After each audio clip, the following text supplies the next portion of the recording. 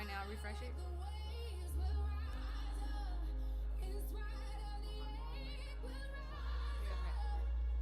Okay. Send that to. But hold on. It's saying the live chat's not available. It should be. Oh, it's okay. It's okay. Okay. We're gonna test sound real quick. Regret. We gotta go to the back real quick.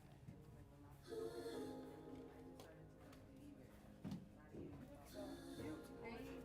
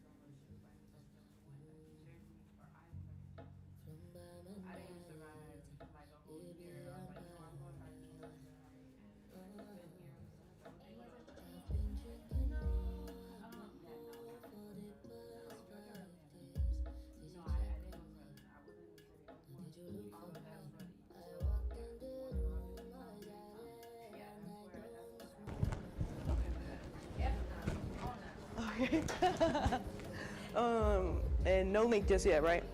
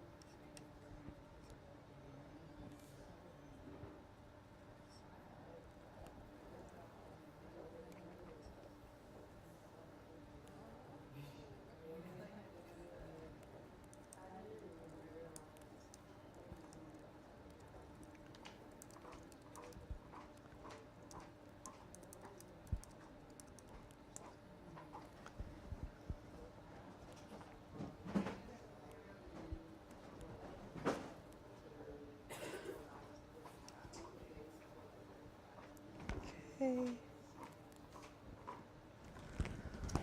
All right.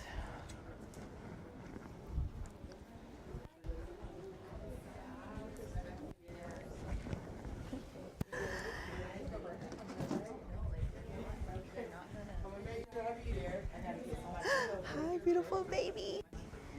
Okay, you have a name tag somewhere, my love. Let me see. There you are, baby.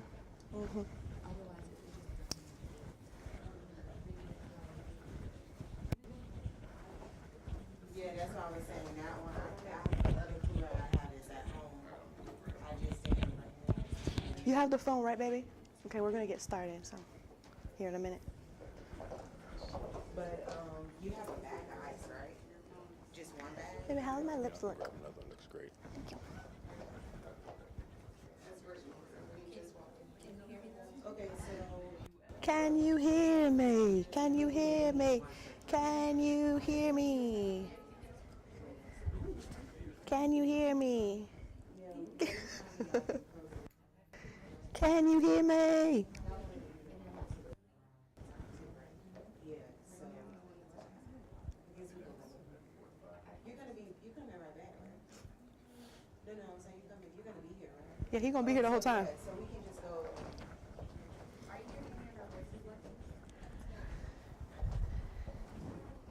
She hear me acting crazy? It's Brittany. Do I sound okay? It's Brittany. Do I sound okay? It's Brittany. Oh.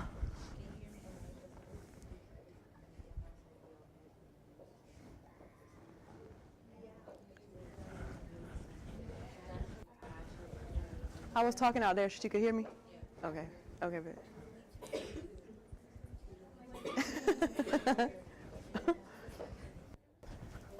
Baby, this tech shit ain't no hoe, okay? This tech shit is not for the weak. All right, so you're sitting down now. You just went and sat down. Yeah, it's like a minute lag, I believe. I'm gonna go sit down and tell me.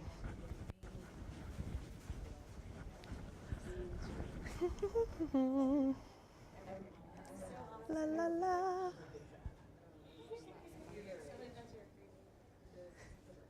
La la la la la.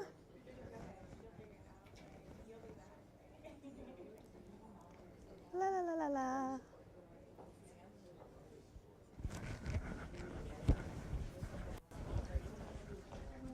Yours is fine. My turn. You say turn yours off? Oh. What's yours? What's on yours?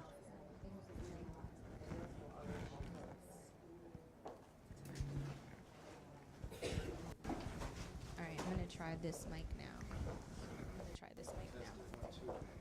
Ain't nobody doping. So fresh and so clean, clean. Think I'm so sexy. I'm just So fresh and so clean, clean. Yeah, it's only been a few seconds. So fresh and so clean, clean.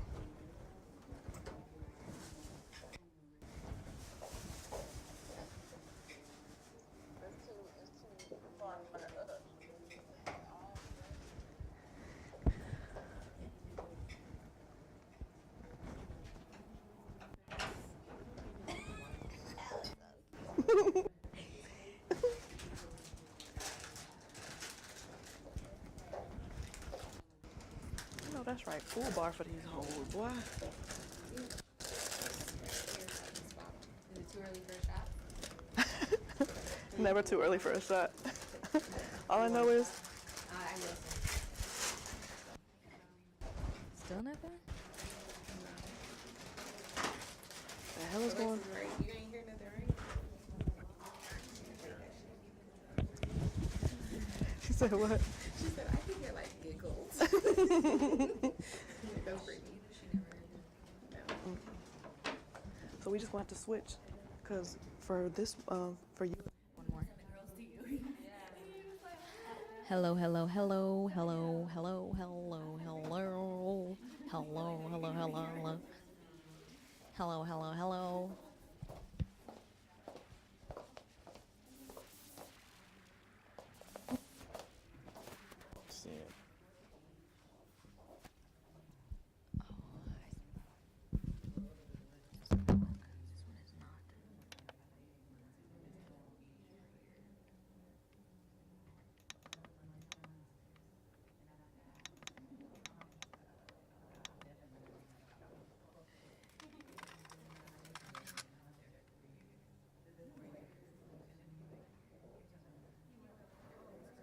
I see why it's not working.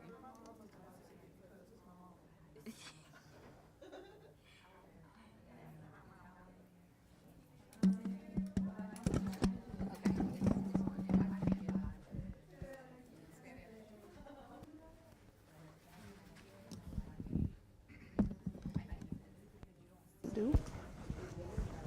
Cemetery address. You said she Yeah. did hear that one? Let me try this one again. Ooh, ooh.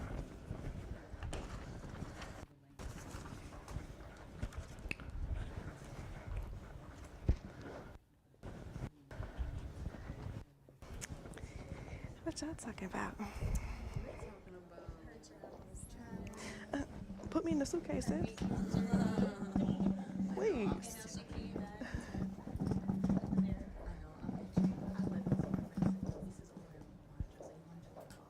Yes. Girl, Bali, you can get a mansion in Bali for like, girl, like a band a month. That's it. It's like an 8-bedroom villa or some shit. Oh my gosh, it's so good. Literally breakfast, lunch, and dinner, $5.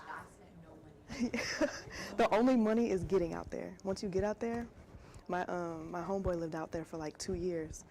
Girl, saved so much money. Test. Yeah.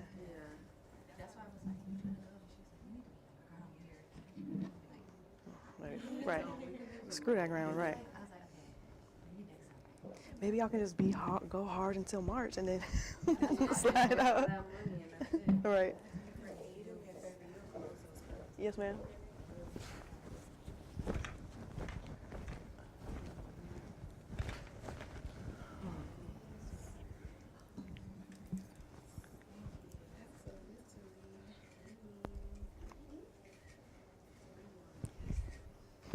Candid photos. It's okay. You were perfect, Adrian. Right. You can read and everything. Right. I love it. But I feel y'all, baby, because I'm ready. I just came back from Mexico. I'm ready to get the hell up out of here again. What's up, mommy?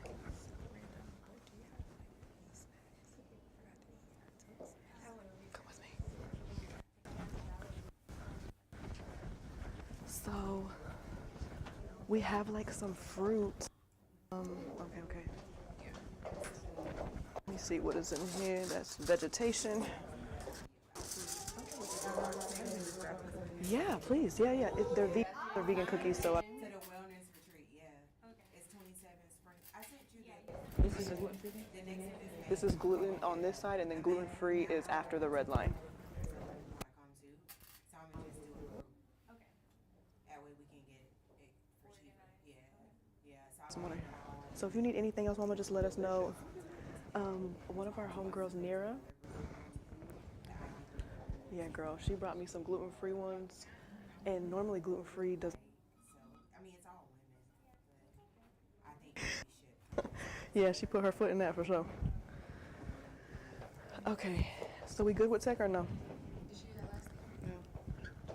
Right, Alexis, you ain't hearing nothing else? I ain't heard nothing come out your phone.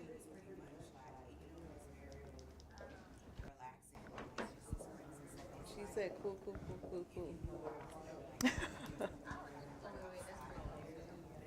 No. Oh, yeah. I'll take it for you.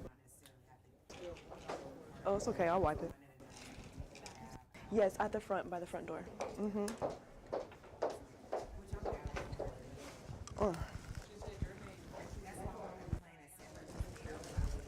This Brittany, baby. Big Brittany checking in, Shava.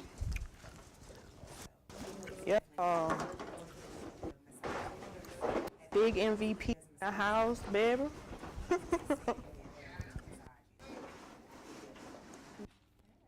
You gonna hear nothing but my crazy butt. Oh, you said water. Yeah. I see it. Okay, bro. Thank you, Daddy.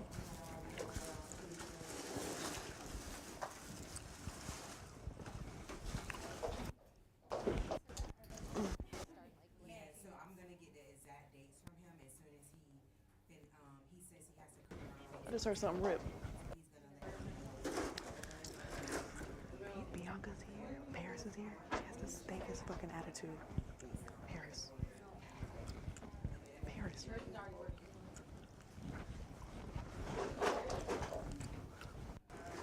Like people thing, she's not saying thank you. Like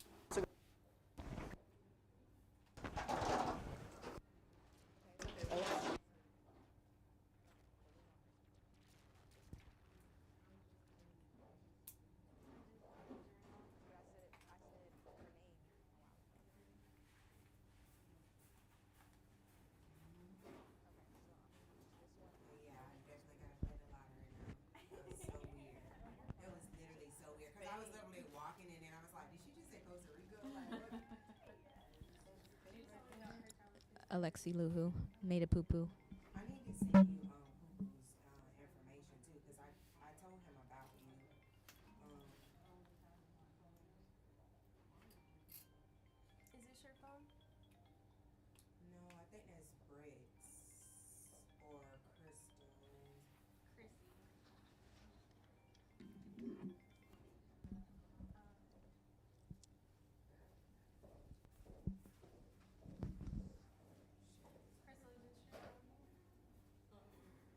What, ring? It was.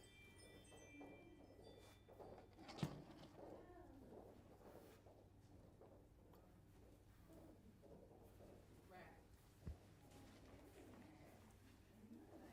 You people was calling.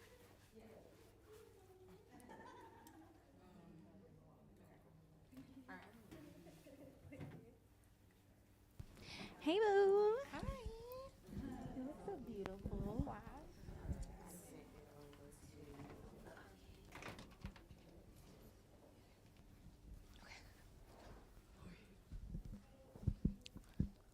Dra da da da da dra da da. Hi, how are you? I feel like I met you before. Or maybe not. Probably heard it. Yeah, I'm like, I've seen, I thought you got met, I've seen you before. But I think it's on one of Britt's pictures.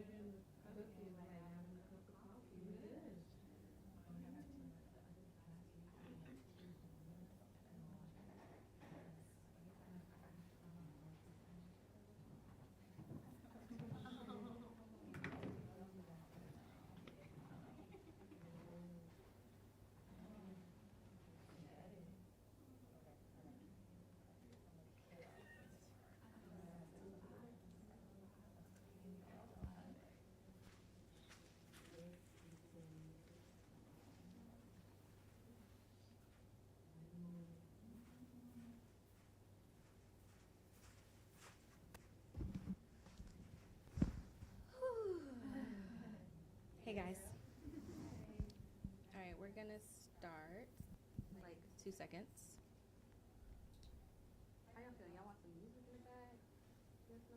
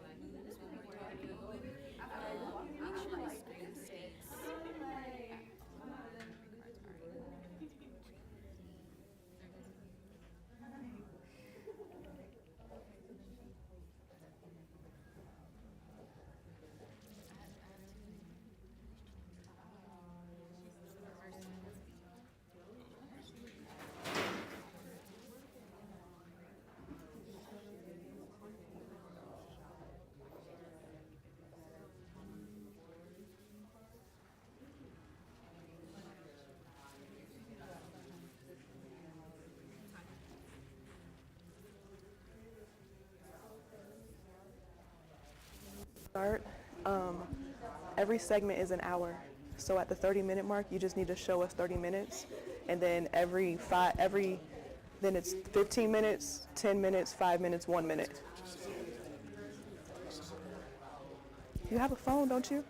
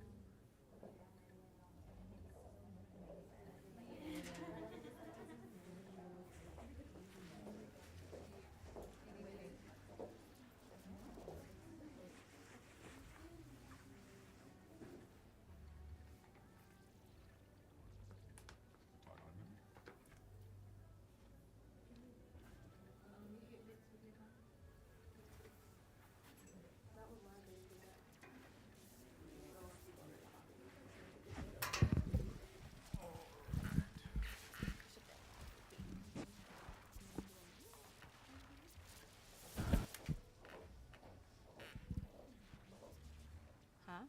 Yeah. Okay, y'all, we gonna get started. Thank you for being patient. Thank you. And thank you for coming. I know it's early on a Saturday-ish. If you had a long night last night, we got some water, so you'll be good. Okay, so just welcome to AlignHER, where we're gonna be talking about mind, business, and soul, and we have some amazing speakers. I am Crystal Parks. I'm a serial entrepreneur, and I'm the MVP, and I'm an operations consultant. I specialize in the growth and scaling of businesses. okay, so we're gonna have our first guest, Miss Vernique. Let me read her bio, cause she got the full intro. Okay, so Miss Vernique Esther is an Atlanta-based therapist and coach who specializes in relational trauma and healthy relationships. She is author of When Seasons Change, a divorce recovery interactive devotional, and a speaker. She partners with high-achieving women who have trouble managing their various responsibilities, causing anxiety in their lives. She also works as a corporate baddie, well-being consultant, and assisting employees and leaders in making the workplace more emotionally and mentally safe. Miss Vernique, pull up on me, girl. Okay.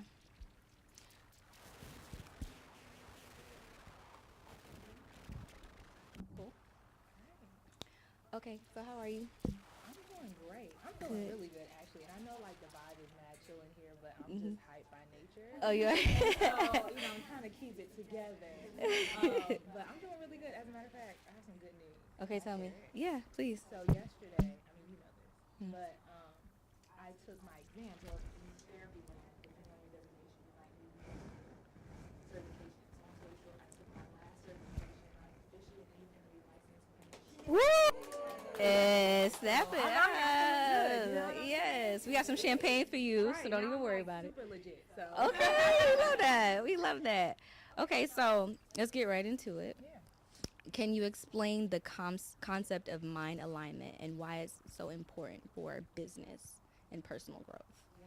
So, first of all, part of a lot of the work that I do centers around emotional and relational trauma, right? And when we're talking about trauma specifically, which unfortunately there's different levels of trauma, right? There's the trauma that you may have experienced in childhood, there's adulthood trauma, there's generational trauma, there's systemic trauma, right? Trauma exists, Lower. right? It exists in so many different forms and facets, especially when you're talking about Black women and minorities in general, right? And so when we talk about alignment, a lot of the times, what we don't realize is that experiencing trauma or even chronic stress, which can be traumatic but isn't always traumatic, there is parts of you, of your being that fractures, right? And so there's like this disconnect, whether the disconnect becomes between me and other people, like how I view relationships, or the fracture is how I view myself, which is often the case, how I view my capabilities, my profession, all these things, right? And so a lot of the times when people experience trauma, chronic stress, those fractured pieces turn into like maladaptive coping mechanisms, basically behaviors that aren't healthy for you, right? So for example, becoming a workaholic, right? Becoming a hustler. Guilty. Right. So like that's a fragment, and it comes from this feeling that I do not feel safe unless I'm working, right? I don't feel good about myself unless I have another plaque on the wall, another trophy, another attaboy, another person telling me that I've done well, right? Another project completed. And that is a type of fracture, right? So when we're talking about getting back into alignment, what that means is kind of dealing with that fracture, because we're never going to get to a place where we live as though it never happened. And I think that's what a lot of my clients want from me is like, fix it so that way I can act like this never happened. But the reality is the experiences that you had are yours. Right. It's when you say forget about it, like people just want to forget, Yeah. like I want to act like it never happened. I want to get to a place that people ask me all the time to fix them. And oftentimes when we fix something, it's getting it back to a place as if there was never an issue. so really it would be more acceptance to Correct. fix the fracture. Yeah. Acceptance as well as learning ways on how to minimize the trigger, right? Minimize the things that keep us, like when you feel unsafe and you start to get into workaholic mode, or you start to get into like when you get into relationships just because you don't like being alone, right? That's a part of a fracture. When you decide that, like, you know, maybe you want to make yourself small and you don't want to step out into that spotlight. You don't want to take that risk with your business. Those are all fractures. And so a lot of the times you want to just act like, well, instead of dealing with what actually happened that caused that fracture, that's causing that behavior, people just want to get to a place where, yeah, I just want to be able to thrive in my career. Well, we actually have to sit down and deal with where that started so we can minimize the trigger, so we know what makes you feel unsafe and moves you into that behavior. And then we can live a life that is like healthier and to kind of change those behaviors. It's a process.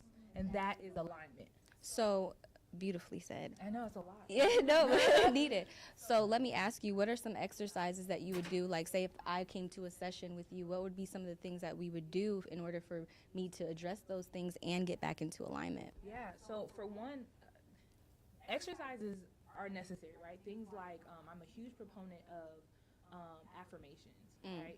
We love those. As frou-frou as they can be, right? Like, what am I doing? Just looking at myself in the mirror, telling myself something. But your mind works that way, right? When you audibly hear messages back to yourself, you're combating those negative messages that are embedded in your mind from those experiences that you've had. So they are necessary, as well as mindfulness exercises like deep breathing and grounding. A lot of my clients deal with anxiety, or if they've had trauma, they deal with some level of dissociation, right? Some of y'all are, if you experience that would be like you sitting in this room, and then next thing you know, you jump to the end of this interview and you're like, shoot, I missed the whole conversation. That's dissociation, right? And it's a trauma response. And so mindfulness and grounding, where you sit in the room and you take a deep breath and you're like, okay, that wall, look at all those different colors, and okay, look at the shapes, look at everybody's faces, right? That's grounding. But none of that matters if we do not actually sit with the stories that we've experienced. Like, none of that matters. You have to face it then. You have to face it. Right. And there's this idea that I talk about all the time, which is story and narrative. You have to be willing to acknowledge the story, which is what happened, right? Where did these responses come from? Why do I feel safe? What are these things that I'm leaning on for safety instead of healthier things, right?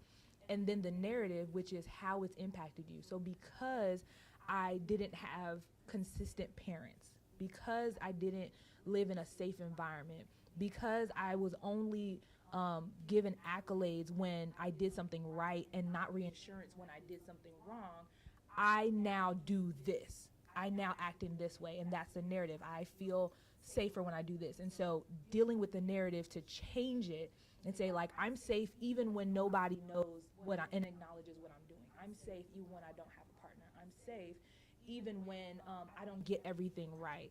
And that is actually where the real healing lies. And then the rest of that other stuff just kind of staples it in and really kind of, the first part is like the seed and the dirt. Right. And then everything else is kind of like the water, right? That nourishes it a little bit as it's growing. It sounds like a full mindset shift that has to happen, 100%. Like uprooting the plant and then kind of relaying everything down. Let me ask you this.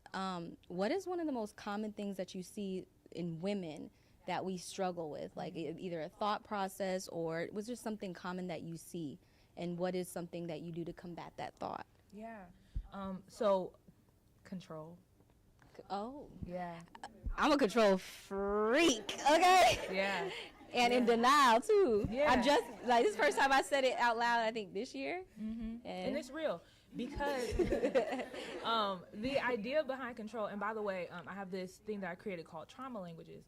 And one of the trauma languages is control. And that is the one that people talk about the most. Control and self-sabotage, right? And so those two things, control is not just because, like, you just want to tell everybody what to do, right? It comes from a lack of trust in others that they're going to show up for you, and a lack of trust in yourself that you're actually going to do what you say you're going to do. So you feel like you have to, if I'm in control, it's kind of you trying to override your own system as well as the systems of other people, which can unfortunately lead to manipulation, and not manipulation in the sense, sometimes like manipulation in the sense of just, toxicity, but also like, I need you to move in a way that makes me feel safe, so I'm going to get you to do that any way I can. It always goes back to safety, right? It always goes back to, I feel safer when people do what I want them to do. Right. Because in the past, when I didn't have control in childhood or in young adulthood, I was harmed. And now I want to reclaim my safety by now having control, which is not, it's a cognitive distortion, right? It's not real. Having control is not a real thing. You can control yourself, but you cannot control others. You cannot control situations. And so getting to a place where you can actually settle with the uncertainty of life is the work that we do, right? And then self-sabotage, which I see in businesses all the time. Yeah. By the way. Not showing up on social media like you're supposed to is self-sabotage. Right? Yeah. It's all right. You can catch me outside. Oh, no. No, I'm just playing. But yeah, that, like, not asking for the sale is self-sabotage. Ooh. Procrastination is self-sabotage. Right. And perfectionism is self-sabotage. Ooh. Right? A lot of times we say, like, I just want it to be good. Yeah. Why are you snatching them out? I know. I ain't take the knife out, huh? I just kept going. I know. But yeah, like, perfectionism, this idea that, like, I can only release it, I can only do it, I can only launch it when it's perfect, is self-sabotage, because perfection doesn't exist. Excellence does. Ooh. But excellence leaves room for change, right? Apple been selling us the same goddamn phone for the last 14 years, and 2 of them really be the same. But they leave room. They know that this version is excellent for the time that we have, for the timeline that we have. So we're gonna launch it, and then when we get the opportunity to launch the next one, we'll do it better again. But y'all don't do that. Y'all trying to get to iPhone 20 when you haven't even gone through 1 through 18. There's a process. Come through with the metaphor. Process that you need to learn in the meantime, but you will never learn it if you wait on things to be perfect. So that's what I see. Damn, that's beautiful. I need some snaps for that one, cause that was beautiful.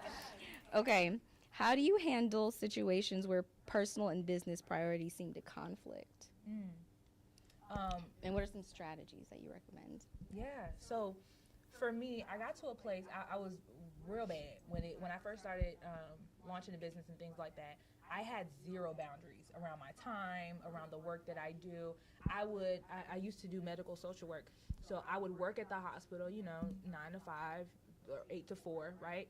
I would get off, maybe eat something, who knows, and then get right into doing a live online, working on a project, putting together a product launch or an event, and I'm up until 2 o'clock in the morning, go to sleep, wake back up again. Mm-hmm. And so not having those boundaries was really bad. And then at some point, I was getting frustrated. I was getting resentful at my clients and customers.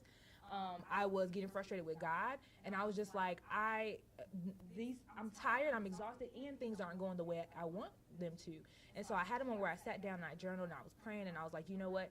I really felt the revelation that I got was that, one, rest is necessary. Like, rest is a strategy. Definitely. It's literally a strategy for you to win. But the other part is, if I am not okay, everything else will not be okay. So on a day when I have to choose between 5 things to do, at the top of the list is whatever I have to do for me or my home. That's it. If I have a list of 5 things to do, but my house is a mess, I'm cleaning my house first. Right. Because when I'm done with the work, I'm entering back into my space. And for me, and your home may not be your safe space for you, right? But maybe it's your car. Maybe it's, whatever, your workspace. If prioritizing you and the things that make you feel good, and then doing the work, because you do have control over your schedule, your time, the way that you use it, right? And when you prioritize everybody else, it becomes this drain instead of the passion that you have for the work that you were doing.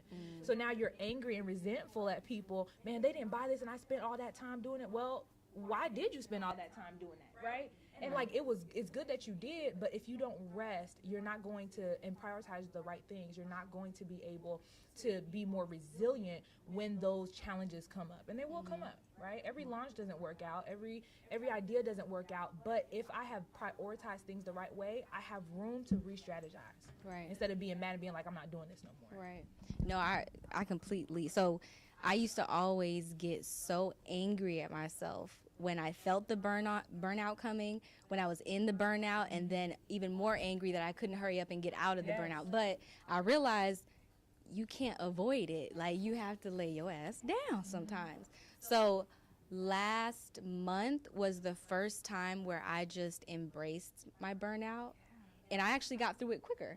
Because I had a few challenges that I did for myself, so I was worn out. Beautiful burn. Yeah. It was beautiful because I was like, okay, I feel it coming. I was like, you know what? I'm not going to force myself to do anything today. And anytime I would start hearing a voice saying, you lazy bitch, I'd be like, whoa, no. Calm down. Right. Like, you deserve to rest. Like combating those thoughts, like you said. That's the cheat code, though. It is not fighting against the burnout, but actually taking it as a signal. Your burnout is a sign that your body needs something. Yeah. And that's like a whole nother conversation of itself, but like learning how to actually, and that's part of alignment, is learning how to actually hear your body and not just hear it, but respond. Right. Right? When your body is giving you signals and signs that it needs something, actually respond. A friend of mine, her name is, she's a Christian sexologist, and she says all the time, like, don't leave your body on red. Hold up. Oh. I love talking about her, 'cause it's like such a contradiction, but We gonna take 2 seconds. What? So She's a Christian sexologist. So she talks about sex, healthy sexuality, sex, and intimacy from a Christian perspective. And she travels all around places. She was just at, y'all know Sarah Jakes? She was just at Potter's house a couple weeks ago. But yeah, she's really dope. And so she talks about like how to, whether you're single or married, like how to be connected to your body, how to understand intimacy and sexuality from a healthy place. That's amazing. I'm Brittany glad they Broaddus teaching Smith, that. That's her name, the intimacy firm. Say it again. Brittany Broaddus Smith, her tag is at the intimacy firm. I love that. I love that they're teaching that in church instead of shunning it. Okay, I wanted to touch back on something you said about boundaries. So I started reading a book, Set Boundaries, Find Peace, last year. And I'm going to be honest, I thought I had boundaries. Girl, didn't even knew what it meant. Like, and it was just reading it, I didn't realize how much I lacked boundaries. And so I started teaching my daughter boundaries, and I asked her what it was, if she felt like she had some. So it was really nice to explore. So for those of us who are still working on our boundaries, I found that setting the boundaries is easy, but maintaining and enforcing and like standing on it is like the hardest part. What are some good exercises to kind of like be better at boundaries? So boundaries is my favorite B word. Is it? It is. I love it. I have a whole course called Build Better Boundaries Bootcamp. And I think it starts with you understanding, right? We're talking about mindset. It always goes back to that. You understanding the purpose of your boundaries. One, don't set boundaries that you don't actually believe in. Not that it just sounds good. Thank you. Yeah, Yeah, that was my because some problem. girl on TikTok said that you should have that boundary, so now you have that. Right. And that's not, if you're not actually in alignment with that, if that's not actually part of your core value, then you're going to fall flat. Two, you need core values, right? You actually need core values, things that you live by, and it can change depending on the season or where you are in life. But having core values helps you to ground those boundaries and those values. For example, That's amazing. one of my core values is integrity. It's a deep core value for me. I do my best to tell the truth at all times, no matter the cost. Right, and I want to also make sure that the same person that people see online is who they meet in person. Period. I'm big about integrity. On brand. If one of my boundaries is that I am who I am everywhere that I go, and I only associate with people that are the same, when I meet a friend or when I meet somebody, and if they don't move with integrity, if I notice that behind closed doors there's somebody else than who they are on social media or who they are in corporate environments, me acting in integrity would say, hey, you're amazing, but I don't think we're in alignment. And there's nothing against you, but I've noticed this. Or two, if I'm close enough to them to actually hold them accountable and say, hey, like I've noticed these things, because it's a boundary. When somebody called Atlanta Cloudsville the other day, and I was cracking up, and it's true. But sometimes It really is. when you like maneuver and you have these connections, there are people who are going to give you opportunities and who are going to try and bring you into stuff. But when I notice that lack of integrity, I have to be willing to say no. Right. So I say all that to say, if I just said that, you know, I want to make sure that I'm running with the right group of people, but I don't realize that, like, and I'm not true to this idea of integrity, when the right opportunity comes that itches my ears, I'm going to say yes. And I will violate my own boundary. Right? So having core values, making sure that your boundaries are things that you actually believe in, and then remembering that boundaries are not punishment. They feel like it sometimes. It does, but first of all, it's a cognitive distortion that's been passed down, especially to Black women. We have not been taught that boundaries are a good thing to have. People expect us, and we are raised to be available and open for everybody, to be caregivers and do-gooders for everyone. Right. Especially if you come from a religious community like Christianity, you are expected to give your whole self, right? But, and this is, I love saying this all the time, but like God has boundaries, right? Like there are certain ways and things if you believe in God, but like just the idea of God is just like you are different than me. You are higher than me. You are other than me. And if I'm going to step to you, I have to step to you correct, right? And yet, in our personal lives, if you believe that you are spiritual in any kind of way, that in some way there's some sort of deity in you, that there's something spiritual and majestic about you, you have allowed any and everybody to access you? That's incongruent. Right. And so we have to get rid of this idea that we are that we are punishing people when we enact boundaries, and the fact that we only enact boundaries as a form of punishment. Oh, you gonna keep doing that to me? Bet you're not gonna see your kids. You want to keep doing? Okay, you ain't getting none. Okay, oh well, I'm gonna just block you. I'm gonna just do all this stuff, right? And that may be necessary. However, if you're using boundaries as a form of behavior modification, you're doing it wrong. Your boundaries are about you first and foremost. And boundaries have the opportunity to allow people to know when to come in and when to leave. I say that boundaries are gates, not walls. Wow. Gates have doors.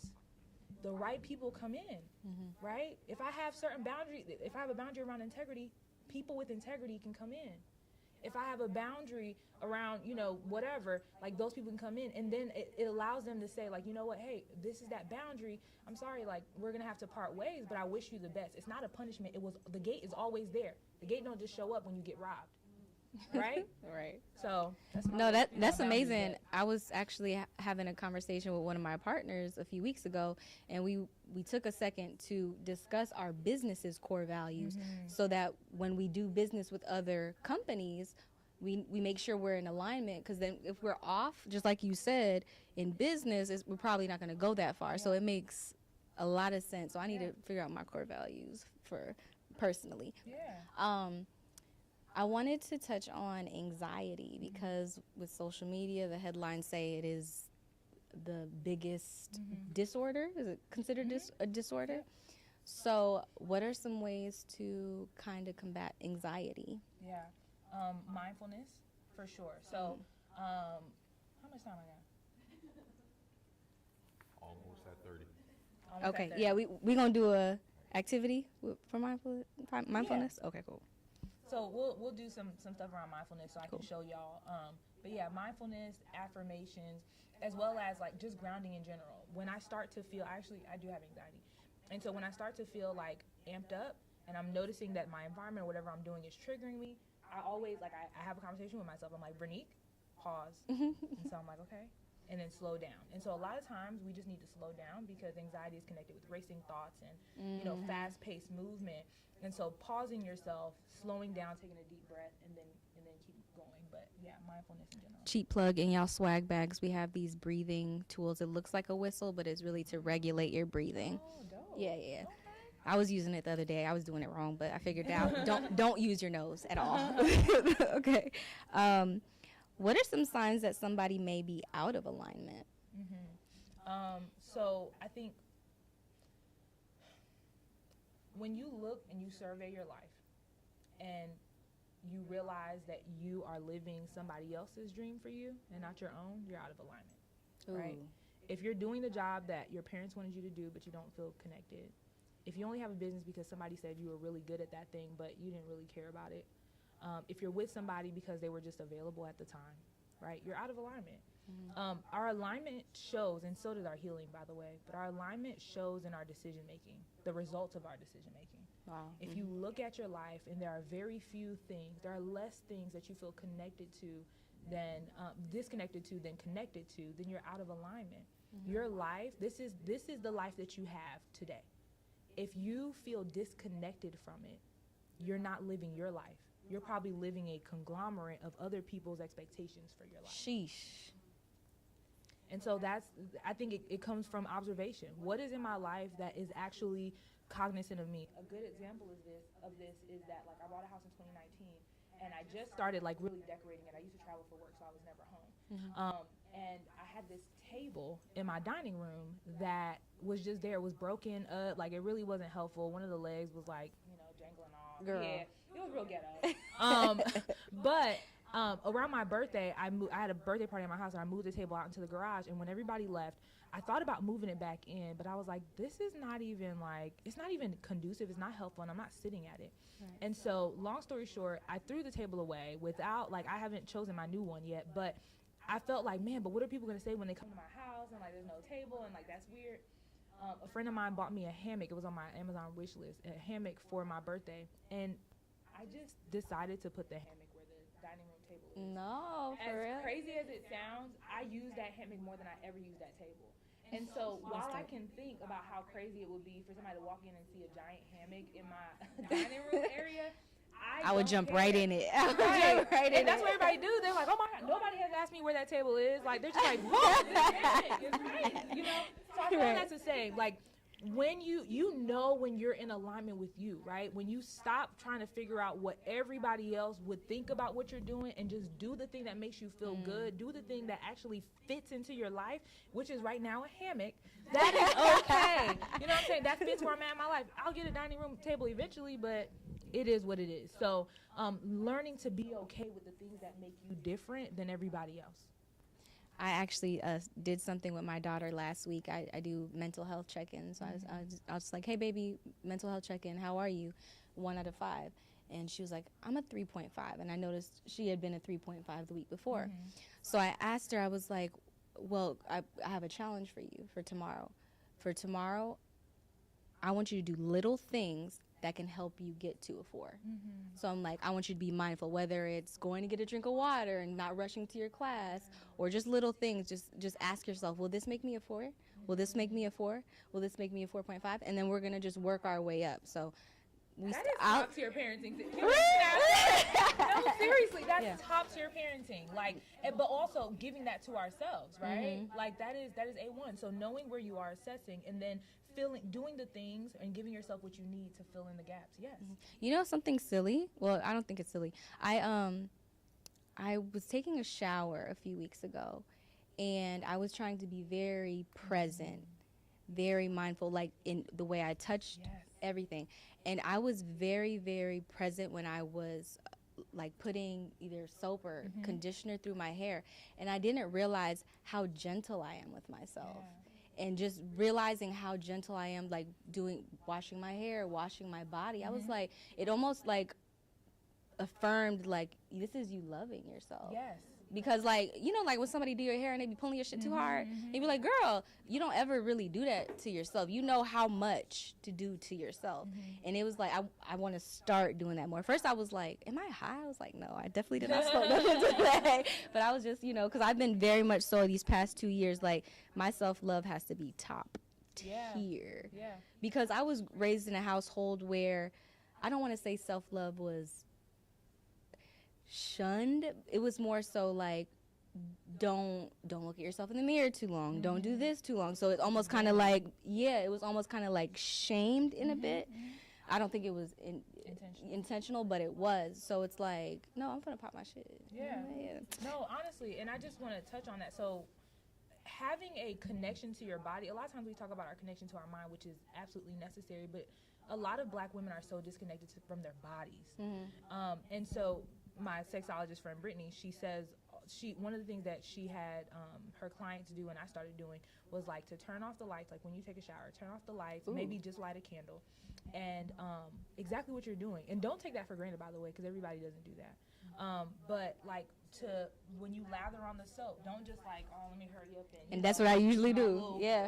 Scrub or whatever. But to actually take time, I want you to actually like look at your skin. Are there any new marks? Are there any new like, okay, oh, you know what? I didn't realize like how strong my biceps are. Like, wow, my workout's been paying off. And really just enjoying every part of your body. And like when you go to put on lotion, right? Or you know, or body butter. First of all, decide what your skin actually needs. Right? So is lotion actually working for you, or is it just a thing you've been using?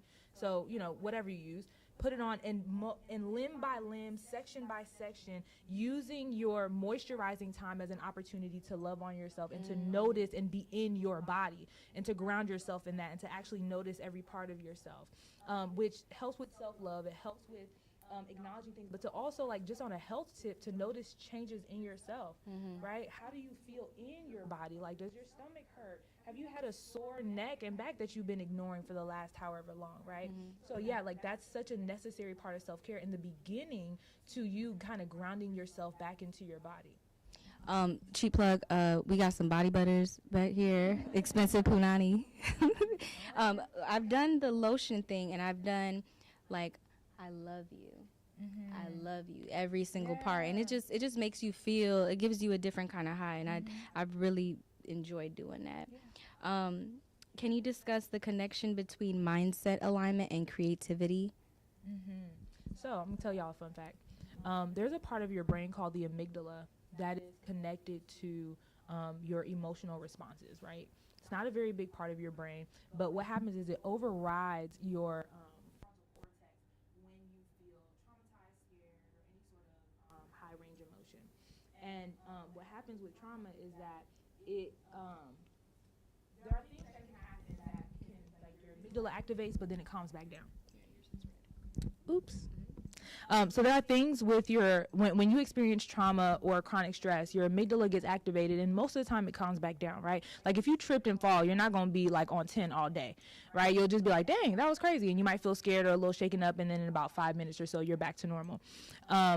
But when we experience something super traumatic, what happens is your amygdala turns up, and it doesn't turn all the way down. It leaves you in a state of panic because it's not sure that you're safe again. What we know about that part of your brain and that experience that your brain is having is that it can override your ability to think critically and strategically in such a way that it can hinder creativity. You can actually be so traumatized and so chronically stressed that you cannot think straight. So the part of your brain that is responsible for creativity, which is, and for strategy, right, is hampered by these chronic stressors and things that you haven't addressed yet. So when we're talking about alignment, mindset alignment, and creativity, we have to actually begin to reduce that trigger so that way your brain has room and the capacity to think straight. Because the reality is, if you are triggered, right, if you're actively scared, can you paint? No, you have to get out of danger first, right? And so there may not be a danger happening in this moment, but if you're experiencing some sort of creative block, I would caution you, or I would advise you to consider what in your mind may be hampering that, what belief, what fears, what concerns are hampering that. Address that either by telling yourself that you'll be okay or actually dealing with that issue, and then coming back and learning to be creative and strategic again. So there's room for you can be strategic, you can be creative, but not at the height that you can be if those chronic stressors and things are not dealt with. Do you think that's why, as some creatives get older, their creativity level kind of starts to go down? It's like when life start lifing. Because I'm a creative, but I have a bunch of friends who kind of just like, they don't really want to do this no more. They don't really want to do that anymore. Yeah. So is that a sign of just stress? It could be just like the trauma kind of taking over. It could be, because when you think about, like, you have a daughter, right? The way that she views the world is endless. There are endless possibilities, but that's also because she don't got student loan debt. You know what I mean? And so some of that is just like life in the world we live in. But yes, I think that sometimes we can create such a in our pursuit of safety, we can kind of put ourselves in a box and say, you know what, I can't go past this line, whereas 10 years ago that line didn't exist. And so we can I say all the time that, like, trauma makes your world smaller. Like, you start to back yourself into a corner on what you think you can and cannot do. But I think the point is not to be like a child and have, you know, because there are some things that your daughter just doesn't know yet. And therefore, you know, with time and wisdom, she will learn. So the goal is not to be boundless, but it is to kind of take the line back some. So that way you have some freedom to move despite what we experience in the world, right? That's the purpose of, like, things like faith and hope and, like, just dreaming in general. Like, it's something that we need to have in order to survive. If you have no dreams, if you have no hope, if you have no faith in anything, your quality of life dwindles. That's beautiful. I want to change gears and let's talk about the activity that you have for us. Absolutely. So, question.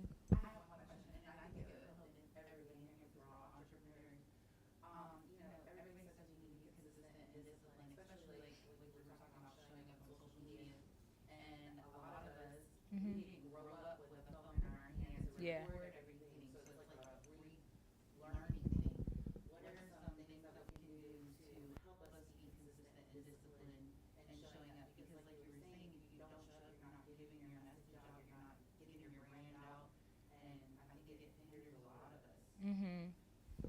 So this may not be the best advice, but there's two things. One, I think you need to define what consistent is.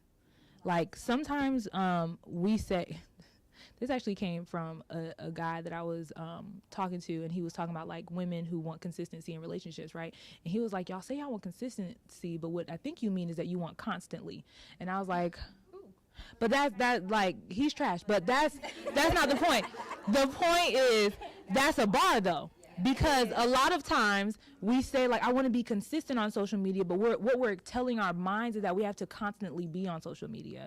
And that's not true. You don't have to be on there constantly to be there consistently.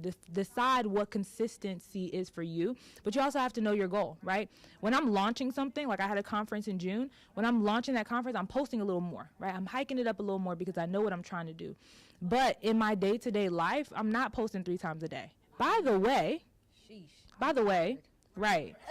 And that may be, I know you did your content. Yeah, but no, thank you. No, thank you. That's not, it is. And some of us don't have room for that. So I will tell you this, there was a season of my life where I posted 3 to 4 times a day. And yeah, I made 10K. I also had quit my job, right? I had a 10K launch. But also in this year, with me seeing clients and doing corporate contracts and speaking and all these things, I don't post every day. Very rarely, except maybe during that time of the conference. And I have had more growth. I have had more opportunities. I've had more booking and more consistent money than when I was doing it all the time, because I knew that I wasn't posting every day. I knew that my quality would increase. I posted when I had something to actually say. I posted when I actually felt that creative spark and drive, and that allowed for my posts to actually do well more consistently. So you have to evaluate for your own business what that looks like. But from me just deciding to like post when I have something to say and not just to say that I posted that day, I've had more viral videos, more opportunities. Like I can't even explain to you. Check her TikTok out, y'all. Yeah. So I say that to say, like, redefine consistency for you and what works for your business, but actually know the numbers for your business, right? Like how many posts will attract this many eyes, which will in turn turn into this many sales. And then be okay with posting when you actually feel inspired, but like post when you feel inspired and then add a notch. Okay, so we don't just want to wait, because I know y'all gonna be like, oh, well, I don't feel inspired, so I'm not put. Like 1 year later. Right. So we're not doing that. Right. Just go up one notch, one step above just feeling comfortable to create and deciding like this. Unfortunately, it is part of the job, being on social media. But if you hate it enough, find other means to market. But that means you got to go to more events. That means you got to talk to more people on the street. That means you got to DM people. Hello, right? So there's no complete way around it, but actually redefine what it means for you, and then be okay with consistency not looking like, the next person. Right. So, because you be on it, Crystal. Like, you be on it. No. So our growth strategist had us posting 5 times a day. My for the God. event. So I'm so tired. She'd have been fired. I'm just You playing. will not I'm just see playing. 5 posts a day from me ever again until we do the next one. Yeah, and that's okay. Like Yeah. certain seasons call for that push. Yeah. I spent money on marketing for my conference as well, but then we tapered it back down, and but the opportunities didn't stop because I was still showing up in a way that was authentic for me. Right. Okay, you want to get into the Yeah, let's get it. languages? So All right. You guys have a pink journal in your swag bags, and you guys should also have a pen. Miss Vernique also gave you guys a coupon to the Trauma Languages workbook. You all get 50% off, but she's going to dive into one of the exercises with you today, okay? Yeah, so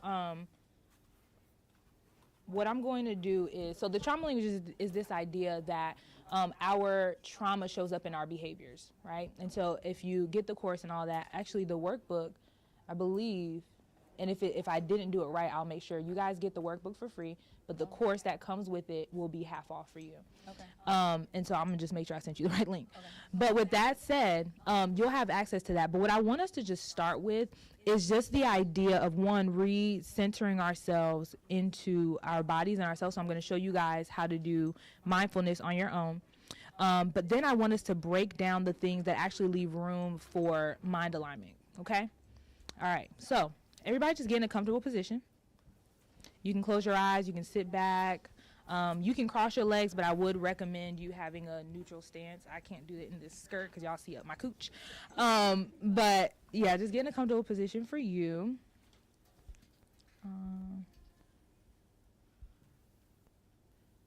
All right, I'm gonna play some meditation music.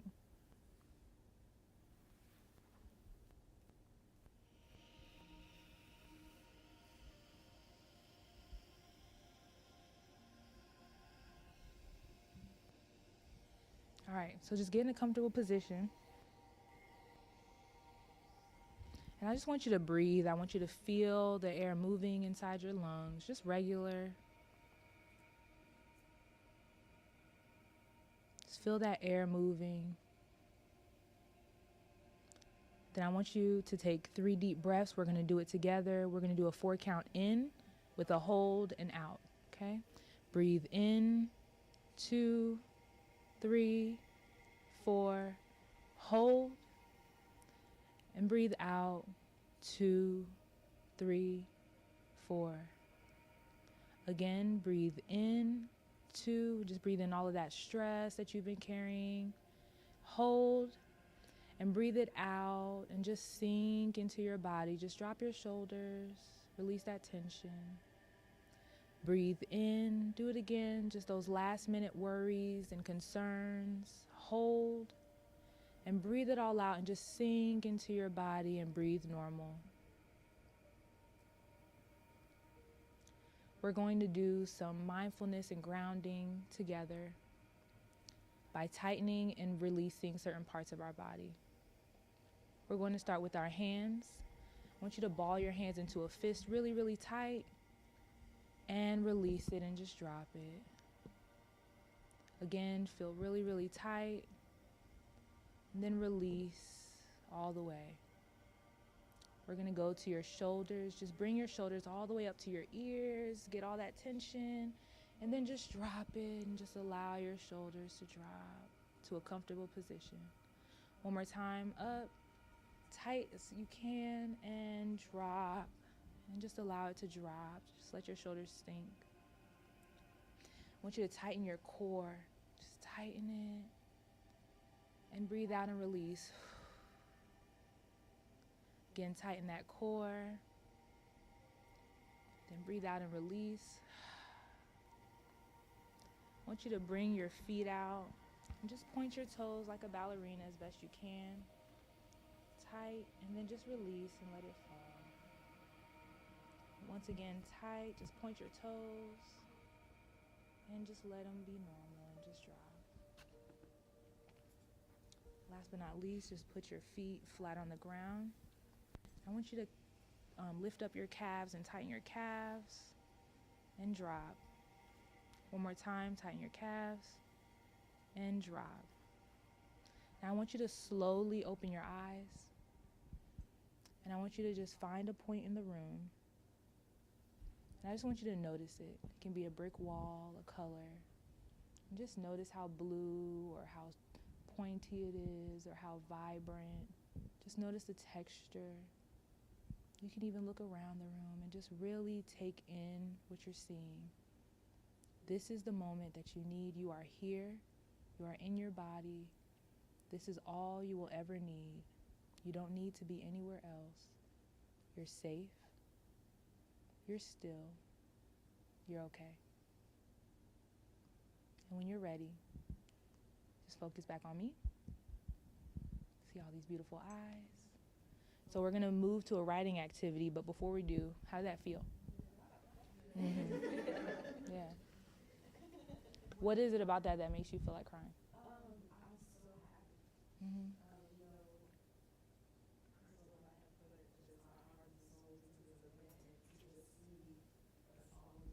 Mm-hmm.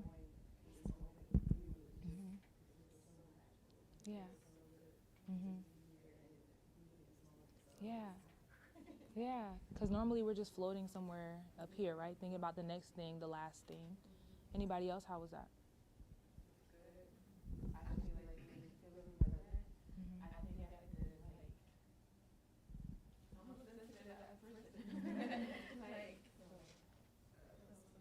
Yeah. And the,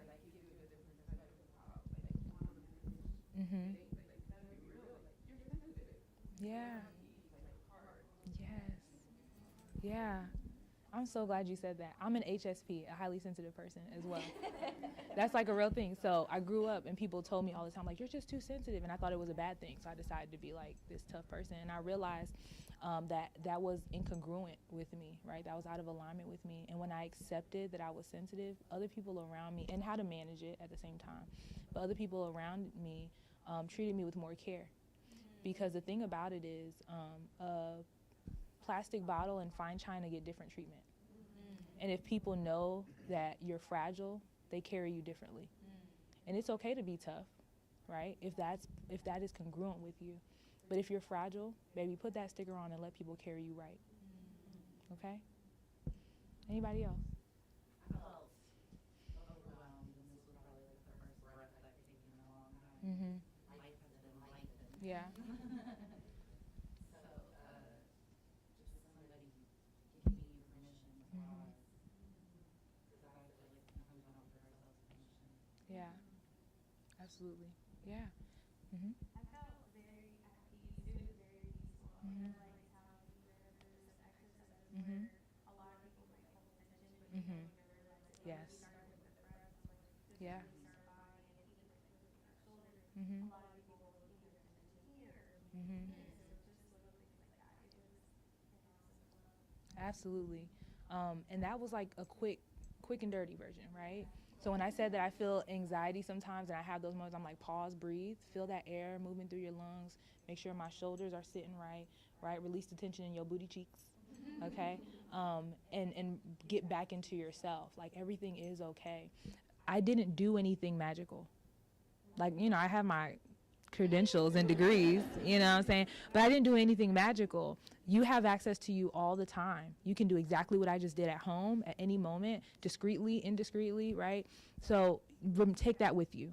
You can have that same, I didn't give you that peace. You had it in you. You just accessed it, right? I didn't give you that breath. You had it in you. And so you can access it.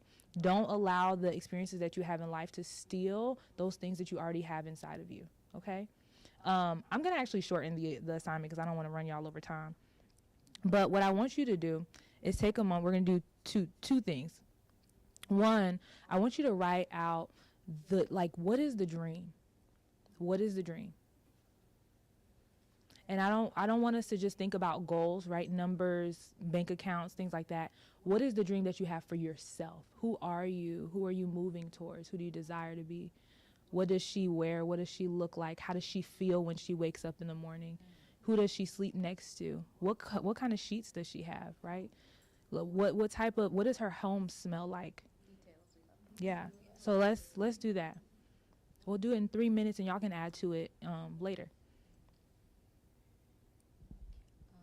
Do you want to give them for the second part the homework? So like this is what you do here, and this is what you do for homework? Yeah.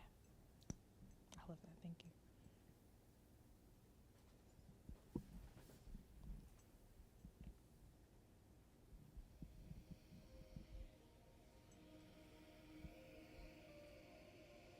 Three minutes good. 11:40.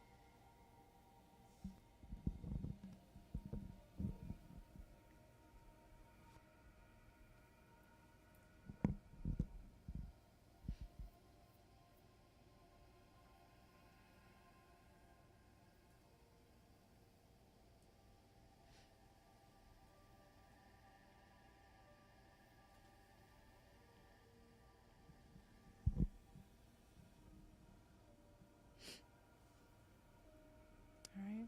Got about a minute left.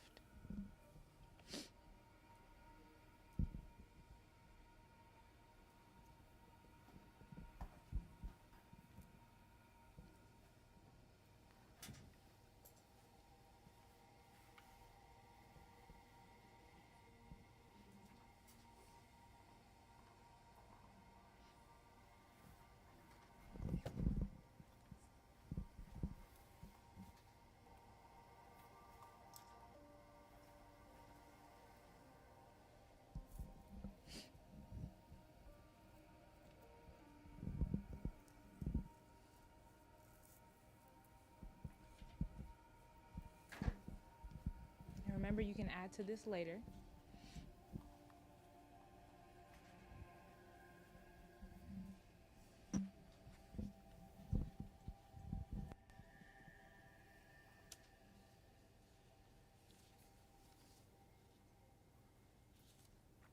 Okay. So your homework will be to do two things. One, 3 action steps that you're going to take to align with that dream. Okay, just 3. And it can be time sensitive, right? For the next 6 months, for the next 3 months. So 3 things to just get you closer to that dream. And then the other one is I want you to write an affirmation for every step. Okay? An affirmation for every step that you're going to take towards that dream. All right? Bonus, a team of people that are going to hold you accountable. I like that one. All right? So thank you so much for coming. I really appreciate you. Absolutely. Can y'all give us some snaps, please, for being here? Thank y'all for having me. This is amazing. Making us cry. She didn't even take it out. She just kept pushing it. Okay, I'm sorry. I'm sorry.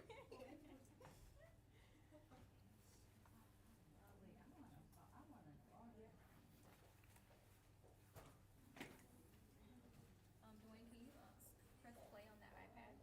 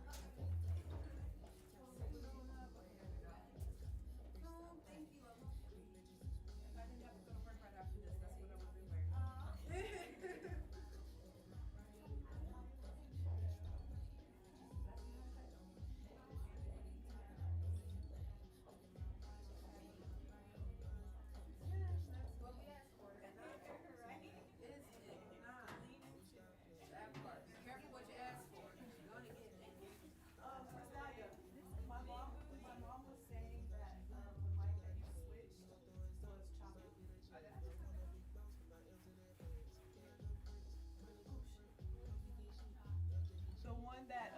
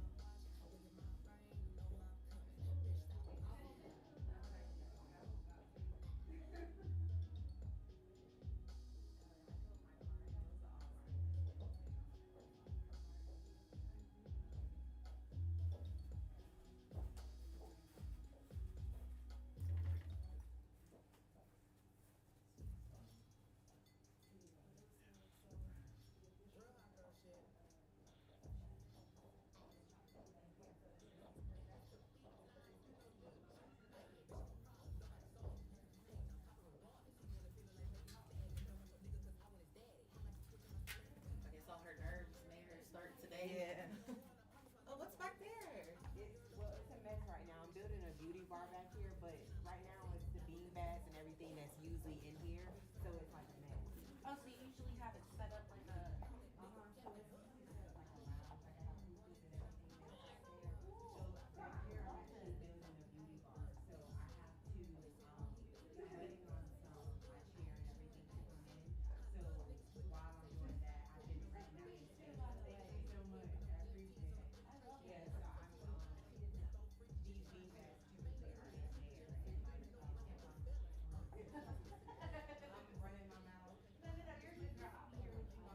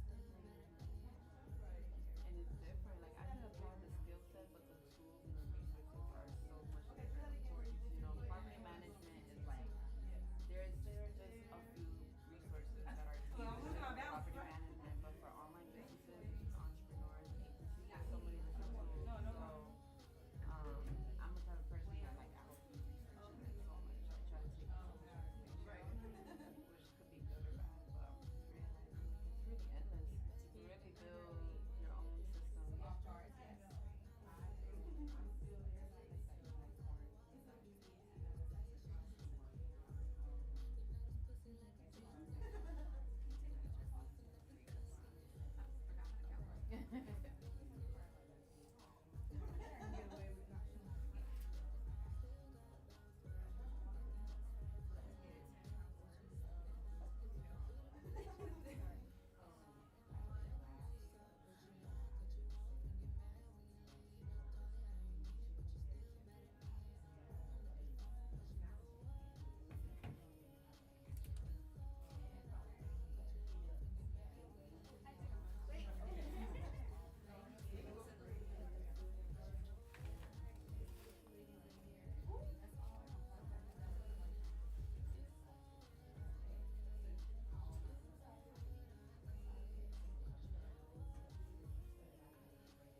what is like the biggest take, like what was your expectation when you came here? Like did you have like a certain question that you wanted to answer for yourself? And you just didn't get it today?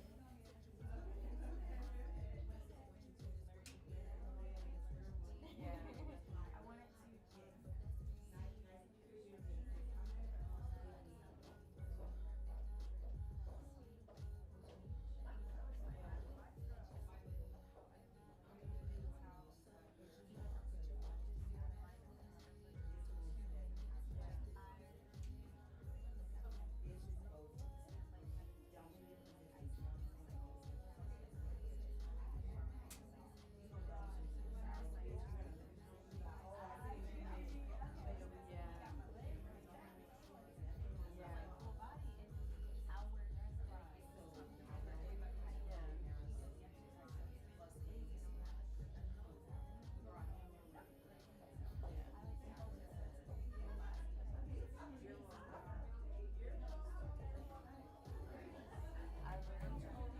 Yeah, I like the whole setup here too. Implement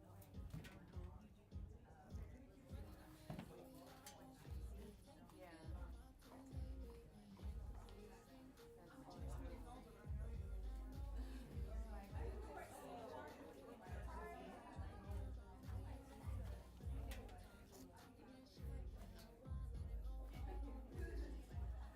your brand. Yeah. Even too. Thank you so much. Going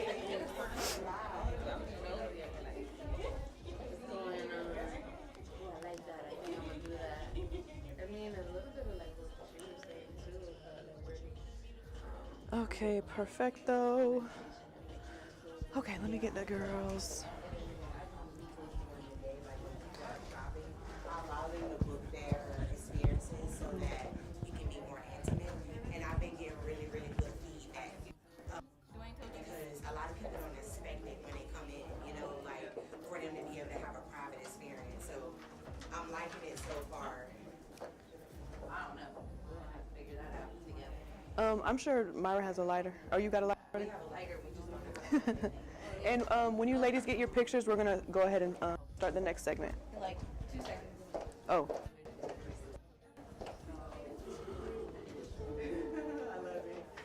And I gotta make huh. sure tomorrow. Somebody else is coming. And that was it. That's all for Okay. every day.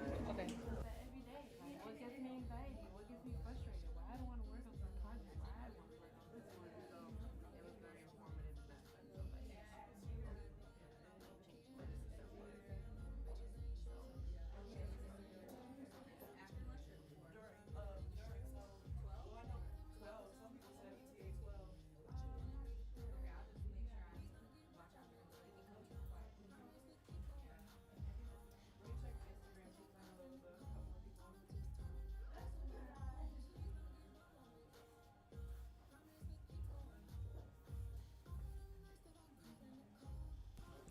Oh, you already got your girl.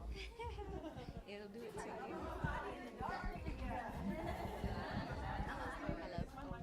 It is baby. Wait. Okay.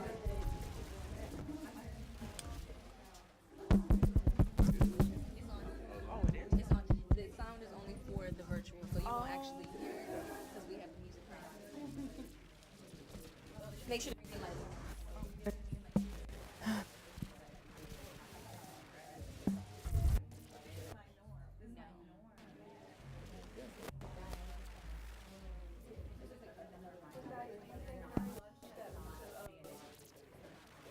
dump the drive and restart it for after lunch, or you think it'll be good? Okay.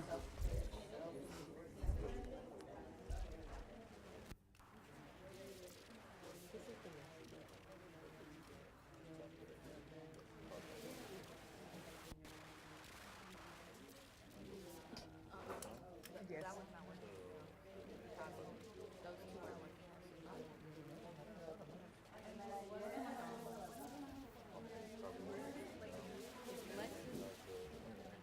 Is Lexi still around? Can you ask her how audio is? Audio. Because I see the camera picking up a lot of sound, but they're picking up their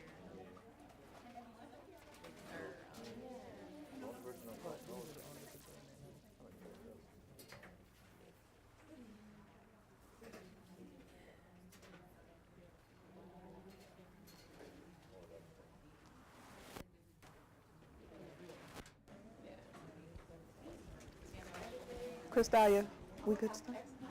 We good to start? Okay. La la la, me me me. Answer your own question. You answer your own question.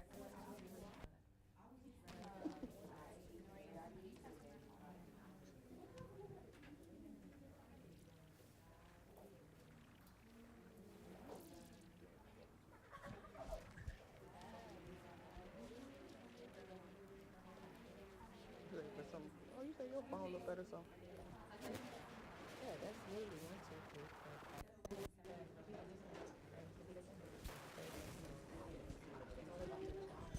We have good sound confirmation.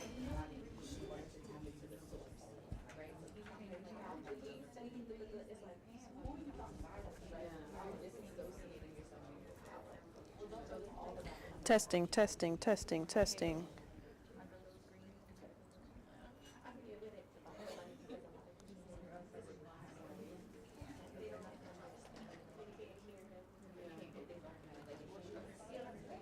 Okay.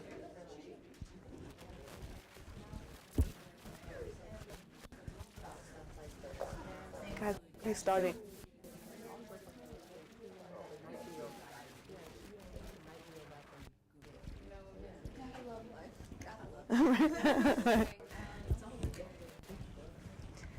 Chanel.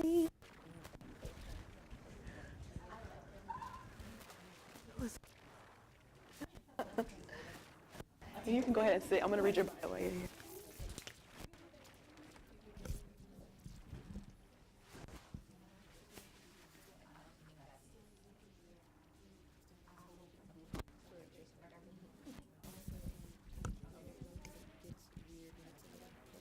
So here.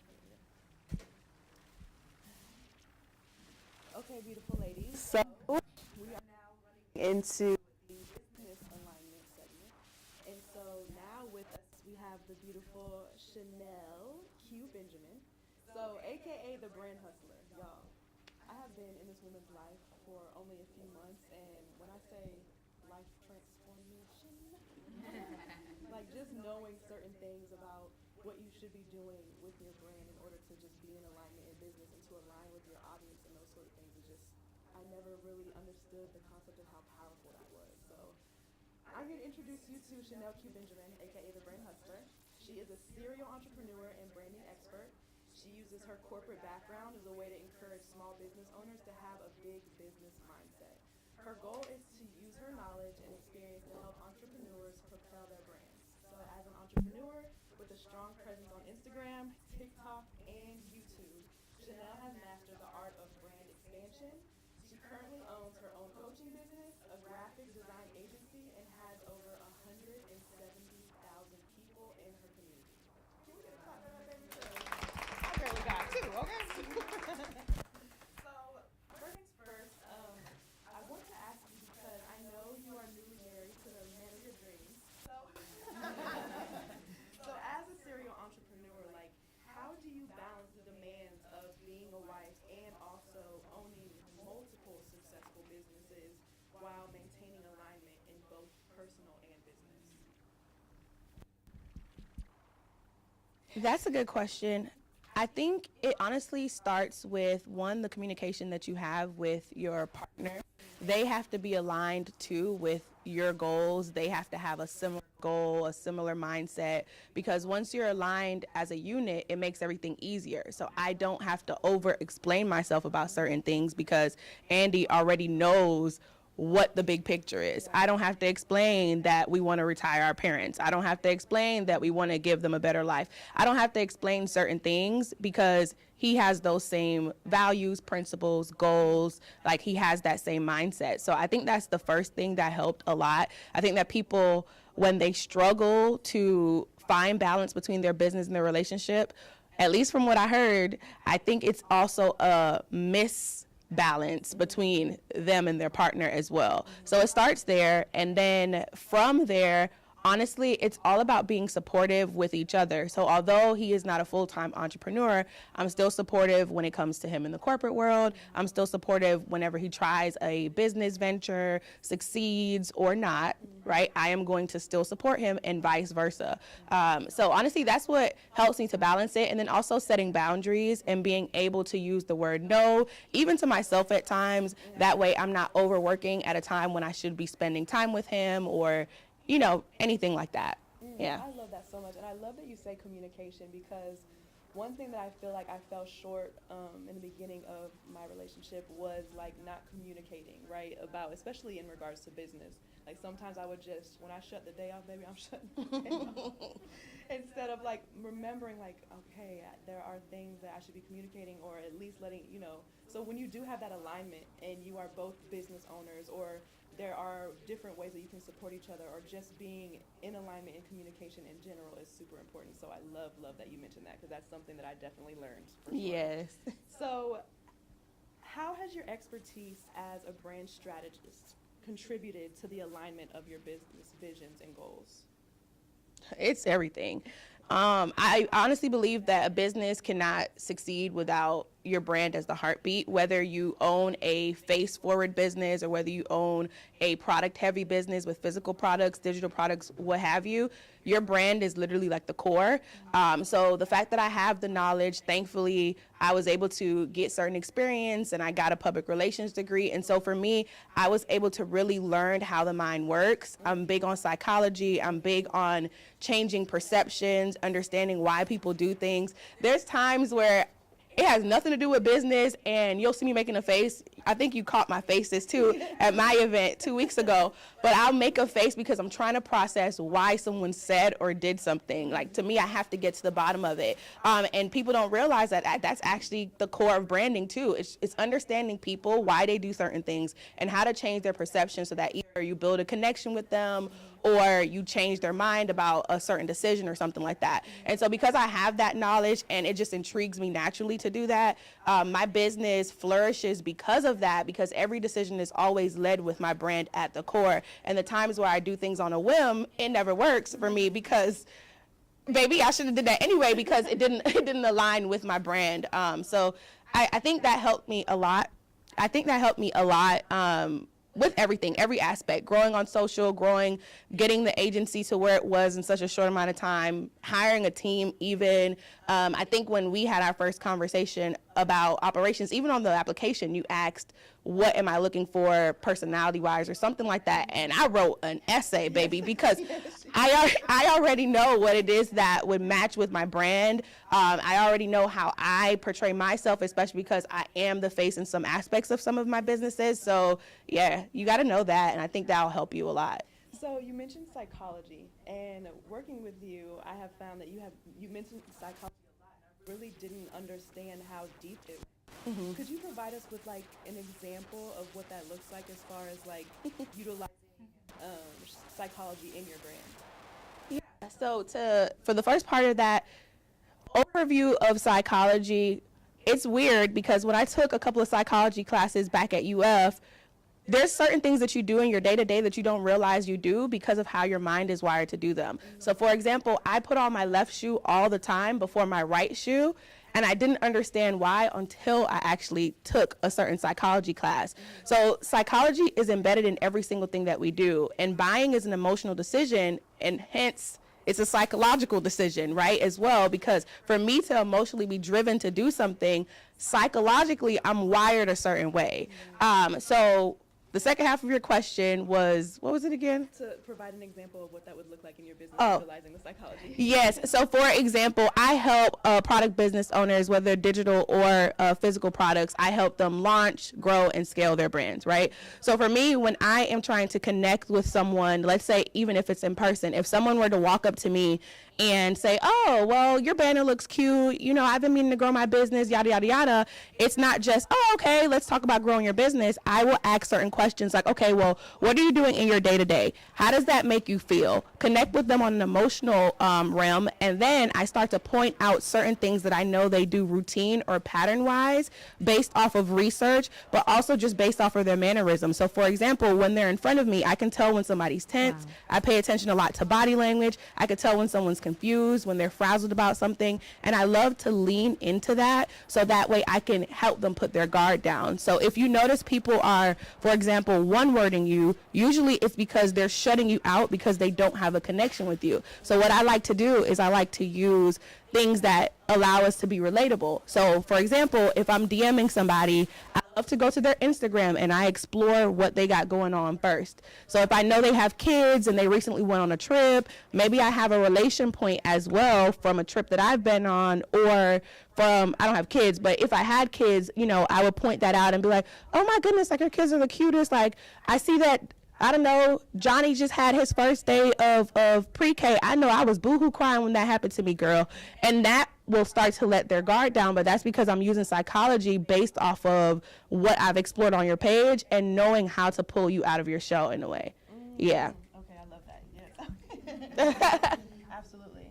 So now I know that you have had your own shoe boutique. Mm-hmm. Can you share your experience around creating products as a brand strategist? In what realm? How deep do you want me to go?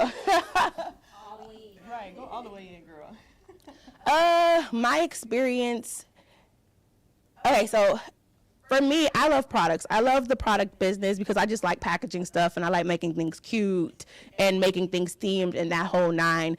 So for me, my experience was a great one, honestly. I think when I was in that space, though, that's what helped me realize the need, which is why I then transitioned to be a brand strategist to help them out.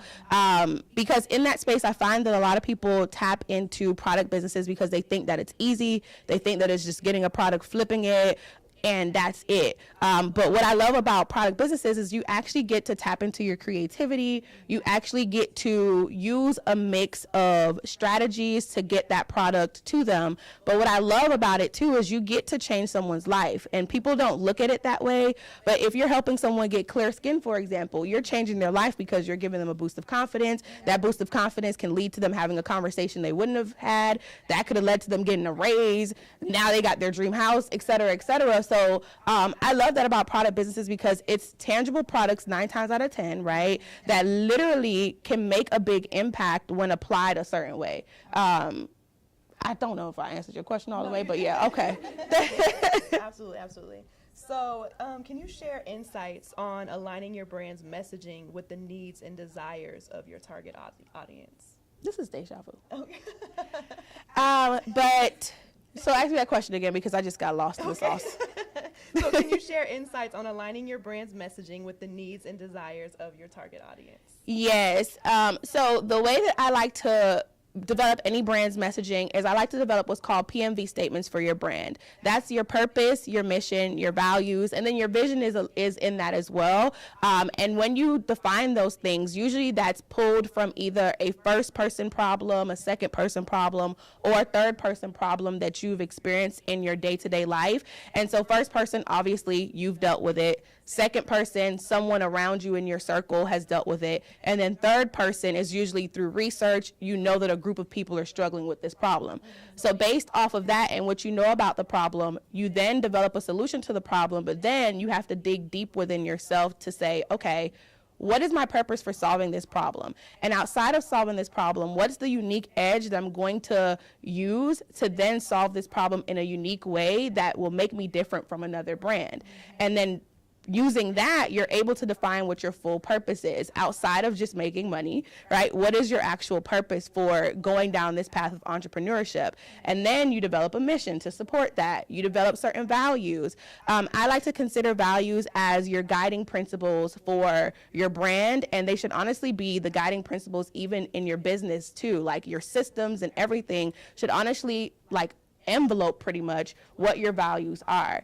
And so once you develop those PMVs, it's easy for you to then look at that, reflect on your experience, and then develop the last piece of the puzzle, which is your brand story, which is, okay, when did you identify this problem? Why did you set out to solve it? How are you intentionally solving it now that you know your PMVs?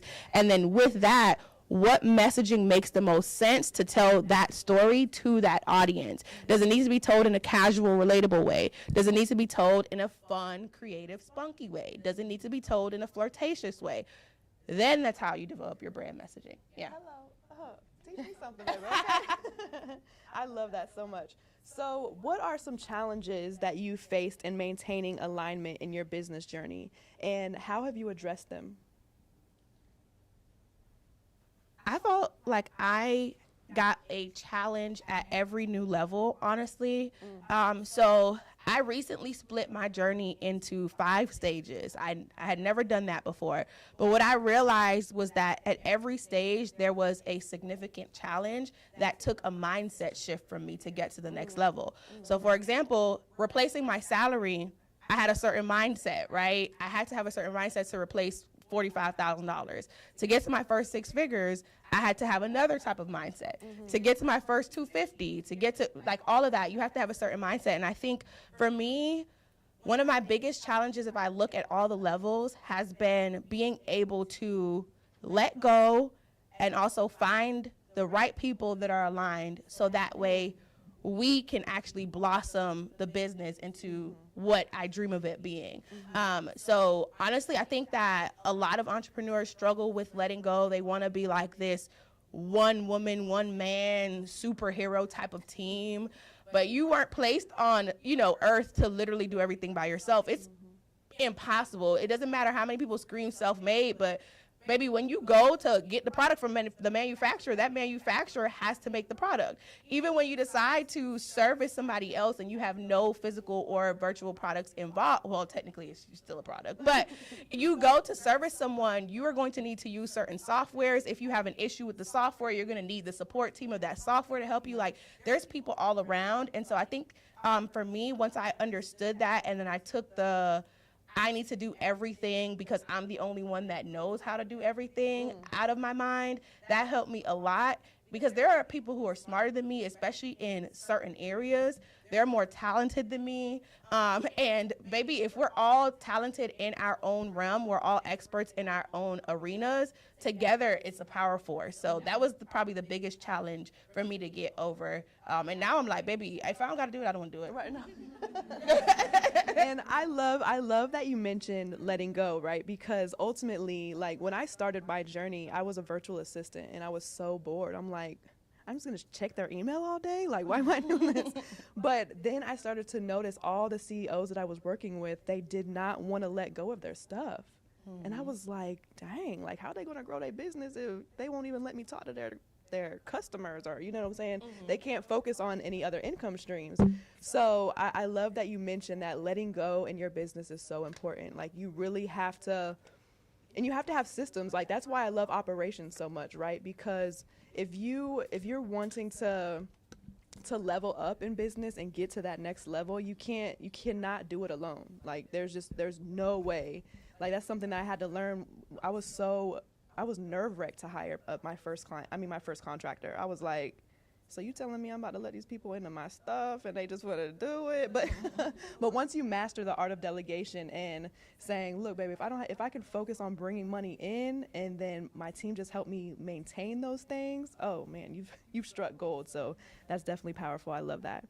So are there specific tools or practices that you recommend to entrepreneurs seeking to improve alignment in their businesses? Yes. It's funny because you just talked about delegation. There's this thing, I haven't figured out a shorter way to say it, but I say automate, outsource, hire. that would be, well, actually, let's back up because it might be more than one thing. The first thing is to find your why. If you don't have a why in the current business that you are doing, nothing will ever make sense. You'll never feel fulfilled. You'll never be satisfied. So it's first find that why to make sure that whatever you're trying to achieve, how big the goal may be to you, that you actually have a driving force behind it. Then, in terms of growth or alignment, it's definitely also figuring out, like we just said, what are the things that you're good at, and then making what I like to call an automate, outsource, and then a hire list. And pretty much what that looks like is you dumping all of the current tasks that you're doing, identifying what the revenue drivers are in your business, and then based on that, you create your CEO tasks, like I like to call them, and then develop a CEO daily schedule. Everything that's not a revenue driver or that you do not have to absolutely do as CEO, then you need to figure out, okay, are these repetitive tasks that I can actually automate with a tool like Zapier? Or maybe looking into softwares like CRMs that have automation in them. Is this something that I can outsource maybe for one time? Or is this something that needs to be done over and over again that can't be automated, but I need to hire for, right? Then when it comes to branding specifically and your brand and how that can hinder your growth, I like to remove roadblocks that I see to help you grow, right? And so pretty much what I typically look for is, one, I look at your data. You always want to pull your analytics from any platform. That's social media, email, website, whatever it is that you're using, CRMs, the whole nine. Pull that data, and then I like to kind of go through and audit everything. I pay attention to certain trends that I see in the data. I pay attention to when I was growing really well, what exactly happened during that time? Did I attend an event? Did I post a certain piece of content? Was I running an ad? What exactly was happening during that time? Whatever was working well during that time, I then go deeper to figure out, okay, how are people responding to it? And then I start to use that psychology again to try to figure out why they're responding in a certain way so I could replicate that. And then if there was something that wasn't working, it's time for me to either figure out why it wasn't working and get trained so that it could become better, tweak it so that it become better, or to cut it out completely because it just doesn't align with my audience and what it is that they need to see to feel connected and then to convert them. And so typically that's what I do to identify roadblocks and then remove them. Obviously, based on what the roadblock is, then we work on developing whatever it is. So if you have an issue with maybe your visuals aren't aligned, we'll work on that. Maybe you don't have a brand story or it isn't strong enough, we'll work on that. Maybe you don't have the proper content strategy with your brand at the center, we'll work on that, and et cetera, et cetera. So those are like my tips for growth. Yeah. I know. Hello. I love it. Yes. Thank you so much. I truly love that. So now, what are your top tips for entrepreneurs looking to scale their business from 6 to 7 figures or beyond while simultaneously maintaining alignment? So I know that we talked about, letting go is super important because you have to be able to focus on being CEO. But as far as like your team, like how do you approach that and stay in alignment in your business? And when do you know also like, okay, this person, I thought they were in alignment, but like how do you gauge those things as being CEO? It starts with the values thing that I mentioned earlier. I like to use my values to develop what my job descriptions are. So I once learned, I think this was back in 2021 maybe, I learned that the static or those basic job descriptions, they don't really work, especially when you have a very creative or a unique brand. That copy and paste stuff, you got to throw that out the window. And you really have to like dive into the description as if you were talking to a person and make sure that you're describing what your company culture looks like, what your day-to-day looks like. Who are you as a CEO? So literally in my job descriptions, it describes that I am an energetic person, I'm a creative, I'm a big picture thinker, but I may not be the most organized. So if you are going to come in as this role, I need someone who is going to at least be organized in that particular arena, and you won't get frustrated if you tell me a million things and then it's a million things on this paper and it's not in a spreadsheet. You understand that and you will be the forward thinker saying, okay, well, let me put this in the spreadsheet so that it makes sense to you and so that it's organized. So I love doing that. And then I also love describing what that person's day-to-day will look like as well. And then like on our meetings, what I expect and things like that. So I've done that for a good amount of all my positions at this point, I have someone who has been working with me from an internship all the way to now, Ayla. And she started literally in 2019 of fall. I hired her as my intern, and then she grew from there. We're now in 2023, about to be in 2024, and she's still here because she's super aligned with me. Back then, I didn't have the whole job description. It was like, let me get on the call so that way I could tell you about myself and I could tell you like what I expect and all of that. I think that entrepreneurs, we got to stop trying to be so corporate where we're trying to just copy and paste what we think corporate would do. But then we also have to understand that we are building brands at the end of the day. And so if you're building a brand, you have to understand that your brand has a personality, kind of like a human being does. And you have to describe that to someone and then find someone who would mesh well in a relationship with you technically. That way they last a long time. And so I guess the signifying things that I look for when it's time to cut somebody, I mean, 9 times out of 10, it's not because they're not fully aligned. It's usually because either they have a priority shift or, I don't know. Honestly, the times when I've had to cut people, it was honestly a priority shift or that's it. I can't, for me, yeah.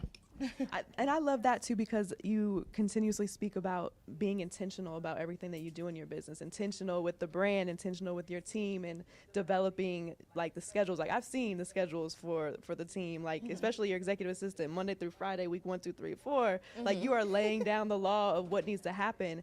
And I think it's really important that when, as CEOs in our business, you know, organizing your life is crucial.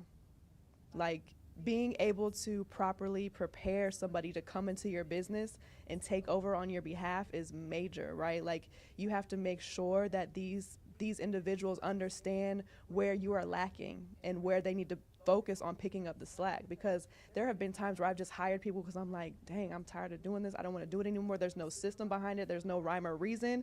And then I'm mad at them because I'm like, baby, why you not doing this? And they're like, I don't know what to do. I don't get it. Like, and we're bumping heads because they're doing the same things that I'm doing, but I'm not properly preparing them.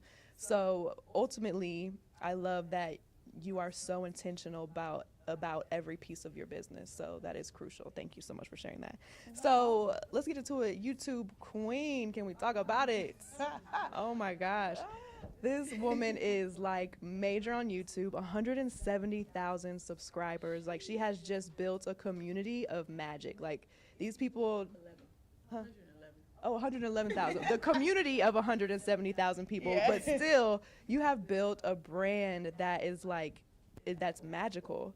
So at what point did you feel like you had to, what was the first shift that you kind of had to make, where, was there ever a point in this situation where you had to kind of shift and be like, I don't think what I'm doing is going to get me to this 170,000 that you're at now? With you, so after starting YouTube, was there a shift that I made? I don't know. I'm trying to think, because I started YouTube in 2020. I had a channel, probably like a lot of people have a channel because you can create one technically to watch videos. So I had a channel for a while, but I got serious about YouTube and posted my first video like February or something of 2020. I got monetized 4 months later. Yeah, and that was a big deal because back then you needed 4,000 watch hours, 1,000 subscribers, and people struggled to do that for years. So thankfully, God blessed me enough to be able to hit that in 4 months. And then after that, honestly, it's paying attention to the data thing as well, and paying attention to the psychology, and then intentionally knowing how to move and having trial and error, of course. I think I went in intentional about YouTube from the start, because even when I started YouTube, I shared on my Instagram, and it should still be there. I was close to monetization, I think somewhere around that April mark. And I literally, and Andy can attest to this, I literally said, y'all, it's monetization May. That's what I was doing, right? And I had the whole idea in my head. I said, Andy, when we hit this, I'm going to the bank and I'm taking out $1,000 or whatever, and I'm gonna take pictures with it. And so I was like, monetization May, and I was intentional like about everything. The videos I was putting out, the consistency with it, I was very intentional. So when it happened, I mean, I knew it would. It happened, but it happened because I was aligned from the beginning. But what I could say is along the journey, things happened in life and things like that that threw me off track. And I think what the switch was for me to say, okay, well, let me go back and get this cracking, is because ultimately my purpose is driven in impact. YouTube is owned by Google. It's the one and only platform. I don't care how big TikTok gets. It's the one and only platform that can put you in front of the entire world with ease. When people search on Google those video recommendations, they're usually pulling from YouTube. People naturally go to YouTube probably every single day.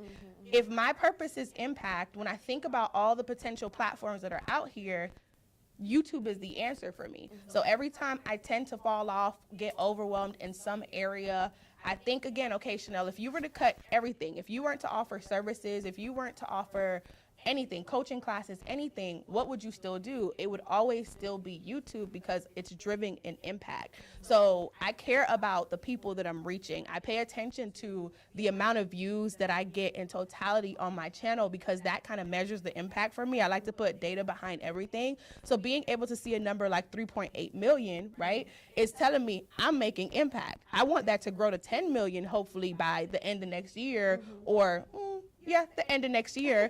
So I want to push, and I want to push on YouTube and get back serious about that. And we had a conversation about that too, because I had been so focused in a lot of different areas. Although that's great, and I'm working on, developing myself into a multifaceted entrepreneur, at the end of the day, reflecting back to that main reason, that core, that why, my purpose, it's an impact. So if I had to put a pie chart up about how I'm going to split my attention span for 2024, YouTube got 50% of that.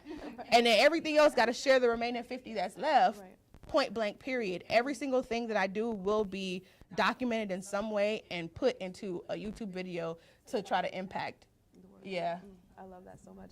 And I love that you keep mentioning numbers too, because at the end of the day, for growth and scaling in your business, analytics are crucial. If you don't know the money that's coming in, that's going out, and what's happening on your social media and all of that, there's no way for you to really make decisions that are going to positively impact your business. Because then at that point, you're just running a race and you don't got no water, you're not prepared, you didn't even, prepare your body for this race, you didn't do any training, right? So you're like running yourself into the ground. So analytics are crucial. Make sure you know how much money's coming in, how much money is going out, budget your money. Be intentional about, if you see that your Instagram engagement is dropping, why is this dropping? Why is this not going to where it needs to be? So numbers is going to be major. So another thing for me, when we were at your event, and you were talking about, when you're developing a product, whether it's like a digital product or a tangible product, that it's important for you to do market research. Can you kind of dive into that a little bit about, the importance of that when you are trying to launch anything in your business, or even if you have already started your business, but you're trying to figure out, like, I'm kind of stuck and the numbers ain't numbering. Yeah, so y'all heard the saying, numbers don't lie before, I'm sure, right? We hear that saying, or we know of that saying, but we don't take it to be as literal, numbers don't lie, because they don't. At the end of the day, data, it's all numbers, right? Even though I hate accounting, believe it or not, I love data for some reason, because data tells me why things are happening. When you are stuck and you're trying to figure out why, the only thing that could give you the answer literally is the data. Your data will tell you every single thing. So when it comes to market research, you're trying to decide what lane you should really go in, what industry, or what, the service you should drop next, or the product you should drop next. There's research tools out there such as Google Trends, such as pewresearch.org, such as Think with Google now, that will tell you answers. So for example, Think with Google monitors consumer insights. They monitor what is trending up and down, what people need. Right now, they've already posted what people are expecting for the holidays. They've already posted like how people are thinking based on the type of shopper and buyer that they are. So if you have a business and you plan on doing something for Black Friday, the holidays, whatever, check that out. Shopify also does research too, and every single year they put out a Black Friday holiday guide as well. BFCM 2024 Shopify, Google it, it'll come up. But they also release research on a consistent basis pretty much for every season. I like to use trends with Google as well to see what people are searching and when. So for example, I'm gonna keep using holidays because fall is the best season of the year, period. And a lot of people, they're trying to figure out like when to release things or whatnot. And Google Trends will typically tell you your answer. So for example, let's say I was going to share or going to sell an ugly sweater, right? You think that, oh, I should only sell it in December, right? Mm-hmm. That's not true. If you look at Google Trends, people start to search ugly sweater October 12th. Oh, wow. Why not release it that week? That way you can ride the wave up all the way to the peak versus waiting until December when it's already at its peak and these people who were interested 2 months ago already got it. So now you missed out on half or maybe 60% of those people that would have bought that. You're welcome. That would have bought that. So just from explaining that to you, you can see why market research is important. It can tell you the why behind everything. It can honestly help you develop the strategies to move a certain way. Yeah. Let me tell y'all something. I was at this lovely woman's event, and she started talking about market research, and I'm like, what? Why I got to do all this research? I already know what I'm doing. I started doing market research. I said, baby, you got some things to make. Oh, my gosh. I literally had product ideas. I'm like, oh, my gosh, this is the next event I want to do, because just from going and seeing like what these people need or what they want to see or what they're looking for, like it's so magical. If there's anything that you are needing or wanting to develop in your business, please market research. I've been on ChatGPT like crazy. AI is such magic. I literally put together a market research report in like 30 minutes. It was so insane, the things that it was showing me and telling me that I should be creating right now. I was like, wow, it's such a way to elevate your business doing market research. So thank you so much. You're welcome. Okay, so before we get in, well, no, actually, does anybody have any questions for Chanel before I get into the activity? You don't got no questions? Okay. Right. I see everybody writing so fast. So, okay. So content tips for the girls. Okay. So at the end of the day today, we're going to be doing like a content hour. And we are going to have a segment where everybody's going to do 3 pieces of content and no no's are allowed. You have to submit your homework. So they're going to do educational POV, and they're also going to do a collaboration with somebody in the room. Can you give us some tips, girl? Because the content is content and we need some help. On those 2 specific things? Well, just content in general, because this woman batches content like I've never seen in my life. So we need help putting the content out, girly. Hold on, I'm trying to organize my thoughts. Okay. I'm in a space, I think it depends on the space you're at in your business too. I'm in a space where I'm working on developing my CEO brand at the same time as selling products. So I'm creating a line. So for me, my CEO brand, it leans more towards insightful education as well as entertaining type of insights that still align with what my brand is about. And then the actual business page for my business has that hardcore educational how-to tip style information. My best advice for creating content depends on the platform. What platform you want me to share about? Or so is everybody on Instagram in here? She said TikTok was TikToking. I think we should. Who TikTok is TikTok? For me? I literally was on TikTok for maybe 3 months, 4 months. I was serious about it. Then I left, and I come back from time to time, and I leave. I'm not on there right now. She's saying YouTube is like. Yeah, TikTok is. I mean, well, I can give tips for all. So for me, when I went on TikTok, I was able to grow 30,000 people within the 3-month span that I was on there. I think I hit that in like a month and a half. What I did when I got on TikTok is I start my content process for all of them almost the same because it pulls from my brand. So I like to think about what my messaging is. Your messaging never really changes per platform. It's just how you deliver the messaging. So I knew that my core messaging was the same, but at the time when I was exploring TikTok and researching TikTok, a lot of people were dancing and the whole thing, and then you had the coaching community who they were just like standing in front of it like, and just talking or whatever. And I have a lot of energy. Not only that, but I used to dance back in the day on a dance team or whatnot. So then I told myself, okay, I know my messaging is like this. I know my personality is really big, and I don't really want to just talk all day on TikTok. So how can I merge the two while keeping my messaging, right? So then I did things like did the Bust It challenge, but I was sharing, I don't even know, some tools or something like that, or whatnot, and I did stuff like that. But it all derived from coming up with what I like to call content categories based on my brand, right? So based on my brand and what the messaging is, I create content categories, and each category has a certain goal. So every piece of content's goal is not to get me a conversion. It may be to build my email list, or which is technically a type of conversion, but not, people think of conversion as just sales.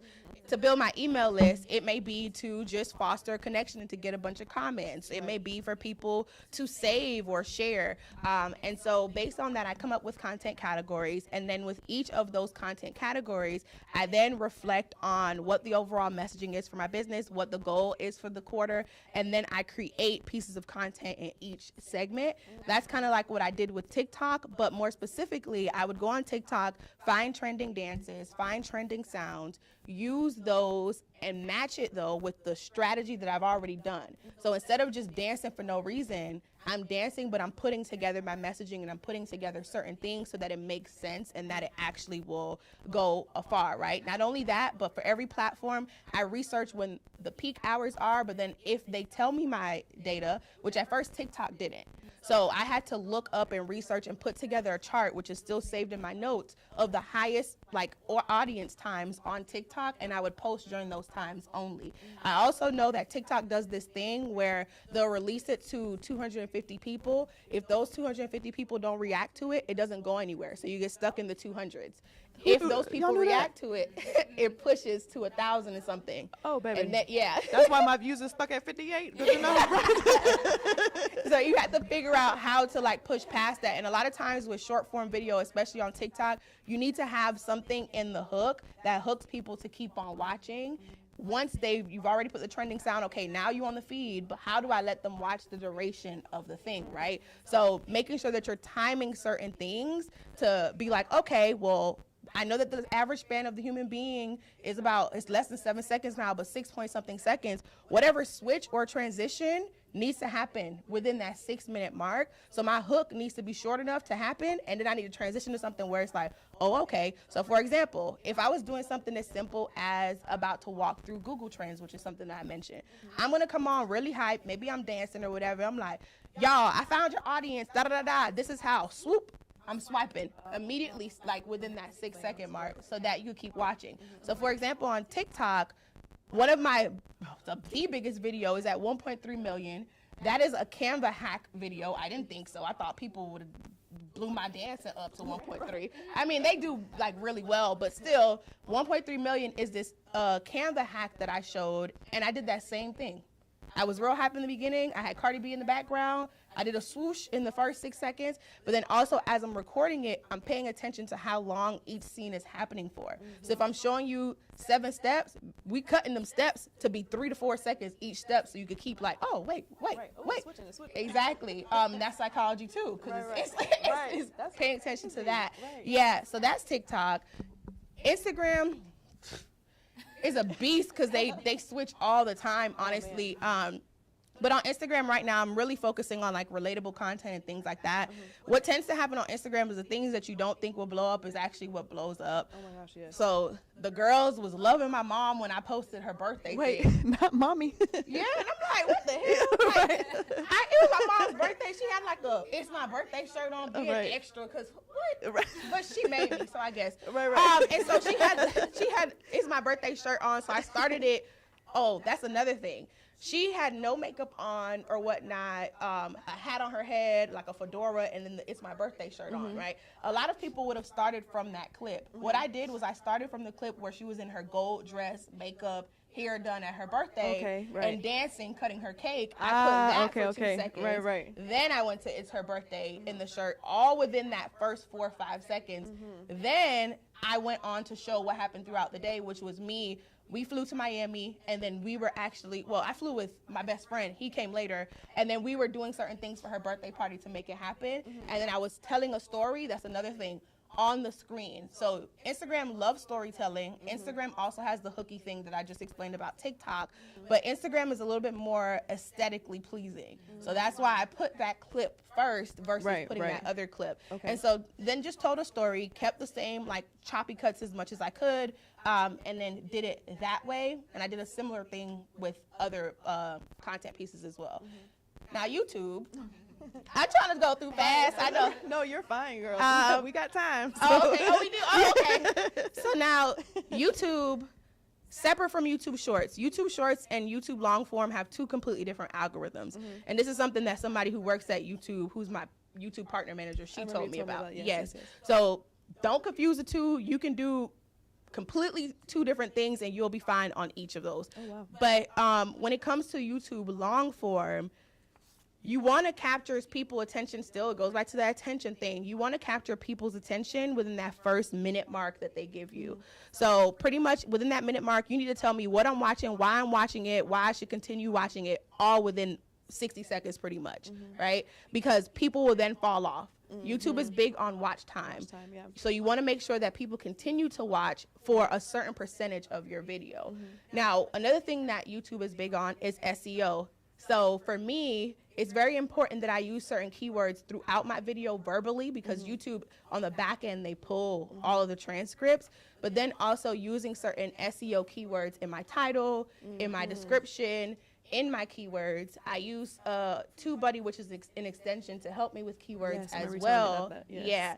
And so that then helps me rank. So even if a video doesn't do well within the first 48 hours, once YouTube and their algorithm picks it up, if it's a heavy SEO video, it's gonna blow it up down the line, right? One of my biggest videos didn't blow up or didn't really get a lot of views for like the first maybe 2-3 weeks, but SEO picked it up and then ran with it. So on YouTube, it's about having a mix of content. I like to say, if I were to do a pie chart again, I would do 50% SEO heavy content, 25% whatever the hell you want to post, and then the other 25% trendy kind of news-based content, like what's happening right now. So like Keith Lee versus Atlanta would be like trendy news-based content, whereas how to develop operational systems is a SEO, but maybe you go even deeper and say, okay, how to set up your Dubsado step by step.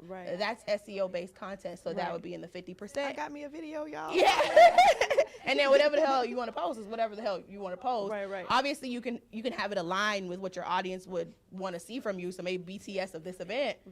And then there you go, because that I just gave you 3 content ideas. Keith Lee versus Atlanta. I got the some homework now. Were failing because of their operations. Their systems weren't together. Then I told you the SEO one, and then I told you I'm going viral. But yeah, that's the whole YouTube thing. Honestly, I think for the most part that's it. But YouTube treats everything like a funnel too. So your thumbnails got to look right. I see a lot of raggedy thumbnails. People are not going to click it. Yeah, if it's not. So the best piece of advice, if you have to like edit your own videos at first because you can't afford an editor, invest at least in somebody that's going to design thumbnails for you and going to do it for a good price, because people click the video based on the thumbnail, and then also making sure that the first 60 seconds are A1 steak sauce. Now, if you plan on using YouTube to drive traffic somewhere else or to get sales, making sure that you're intentionally putting call to actions throughout the video, not just at the end. And that's something that I had to learn, because at the end, 80% of the people aren't going to make it there. Another thing too, to drive your engagement up on your video, so that YouTube, for the ones that aren't SEO friendly, even for the ones that are, they know that, oh, people are watching this and engaging. The times when I tell people to say keywords, it helps my video a lot. The times when I don't, it doesn't, especially when it's not SEO based content. When it's whatever the hell I want to post, I have to be intentional if I care, like about them engaging in it. I have to be intentional about, okay, well, say this word. So maybe it's a 10-minute video and maybe 5 minutes in the video, I'm like, ooh, y'all, we halfway through. To prove you're a true hustle babe, comment, I'm here in the comments. You love it. You're right. They'll comment it, and I'll end up having 80 comments. Right. Yeah, for absolutely no reason. It's just I'm here. There's Yeah. that's only what but to yeah. do. I love that. Thank you so much. You're welcome. Y'all, I know that's right. So I have one last snap it up, please. So I have one last question for you, because one thing like I keep hearing, because I know that, like, for example, you said TikTok is different from Instagram, and posting Instagram different from YouTube. Boo, boo, boo. So what do you feel about repurposing content across all platforms?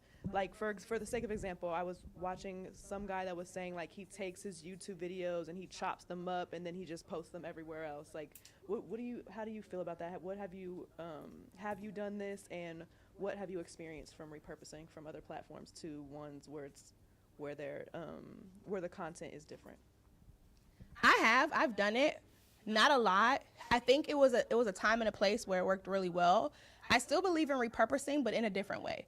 So what I believe in doing is I have a notebook. I'm a big writer. I will write out, like, once again, it pulls from my goals, my brand, the heartbeat, the whole thing. I will write out what the main focus is for that week. Let's say I'm putting out 2 YouTube videos, 5 pieces of content on Instagram, and 2 pieces of content on TikTok. YouTube, because it's my 50%, I'm putting a lot of focus into whatever that content piece is on YouTube. Then, based on that content piece, I'm saying, okay, how can I turn this big content piece or this big story into mini versions of that story? And then I put that on Instagram or TikTok. So, for example, I was going live. I did this Hustle Talk series throughout the summer on YouTube. One of the things that I kept talking about was going to a mastermind that was $10,000 in DR. I kept talking about it, and I think I even did a sit-down video where I mentioned it again. And so what I did was I pulled a mini story from there, and I posted on Instagram, pack with me for a $10,000 trip as an entrepreneur and content creator. That did really well for me, which I was surprised, but instead of me taking a clip of the live or a clip of the sit-down video I did, I just took something I was already doing that I talked about and then pulled a mini story from it. So for me, repurposing would go like that a little bit. There are some times where I think you can pull powerful messages from one piece of content and then share that, but I don't think I would do that 100% of the time. I would do that maybe 20% of the time, and the other times I would pull mini stories from whatever my content heartbeat is going to be, which for me is YouTube. Yeah. So in your business right now, I've been working with you for a couple of months. I don't notice that a lot of your marketing is organic. You don't, and you racking it up, baby. So can we get the deets? Because, it's hard to come by businesses in this day and age where they're not running ads or they're not paying for things to promote their business. So help. Honestly, it's that brand thing too. And I don't even think it's as strong as it should be right now, but I'll tell you, I'm going to give you actual strategies in a second. I don't think it's as strong as it should be right now, and I know that it's because I had a gap somewhere and now I had to reconnect with my audience, and that takes time. Nurturing people takes time, and sometimes people with that gap, that was enough for them to leave, and we just got to chop them and figure out how to build it back up. But for me, when it comes to marketing organically, it's all in the fact that you have to genuinely think about what will be a value add for your audience. Even if it's something small, like I said, the Pack With Me video, I said as an entrepreneur and content creator, although I was taking them throughout my day of me going to Walmart, my failed trip to Target, me getting my Fashion Nova package late, trying on outfits, in that video, as I was packing, I'm highlighting what the content tools were that I'm actually putting in there and what the business tools are that I'm putting in there that will help me while I'm on the trip. So watching that video, yes, you get to see my personality. Yes, you get to see my day, but you walk away with a value add. And heck, even when I was trying on the clothes, I showed them the mood board, because for every time I have to go on a trip, or even if I have a really big event, I create like a style board on Canva. And so I even scrolled through it in the video and had Andy taking different angles of it, so that way they could see it. And then my voiceover was saying, oh, this is how I organize all my outfits. That's also a value add to people who are scrambling when they don't know what to pack, especially because I go on trips often and I'm always last minute packing. This is one of my hacks that helps me get through last minute packing. So there's little value nuggets in that piece of content. So if we focus on the value nuggets that are in that content, people naturally will build that know, like, trust factor with you. Yes, and yes, then that yes. will get them to actually want to purchase with you versus you having to run an ad. And even when you do run an ad, I believe in running an ad to things that are free or low cost, and then using your funnel to then nurture them, so that way they build a connection with you and that they actually want to show up for you. And it's kind of like, oh, you gave me this, now I'm gonna show up for you and give you something else, which is whatever the amount is that you're asking them for your service or your product. So with organic marketing, that's what I do. And I sell on stories now too. You wouldn't believe that, like, some of my biggest ticket items, like for ULC, I don't do any ads for ULC. Last time I didn't even do a free webinar at all. I literally, ULC is my ultimate launch course program. It was $11.97, right? And so for $1,000, $1,197, you would think that I need to do all of this stuff. Right. I didn't do any of that stuff. Oh, wow. Yeah, I did the first time I launched it last year, which was in January-ish, February. I did the free webinar, but to get those people to sign up for the free webinar, I used the power of YouTube. I didn't use an ad. After that, when I opened it up again in August, what I did was I had a wait list. So I was naturally building a wait list through pieces of content I was putting out there. So I was giving free content, not expecting them to buy something right away. But I was telling them, hey, join the wait list if you want to know how to build your brand initially and create a launch market strategy, Built a wait list, literally was low effort. I didn't even put as much effort as I should have into it. Built a wait list, and then once it came time to open it, sent an email to those people on the wait list. I mentioned it once or twice on Instagram.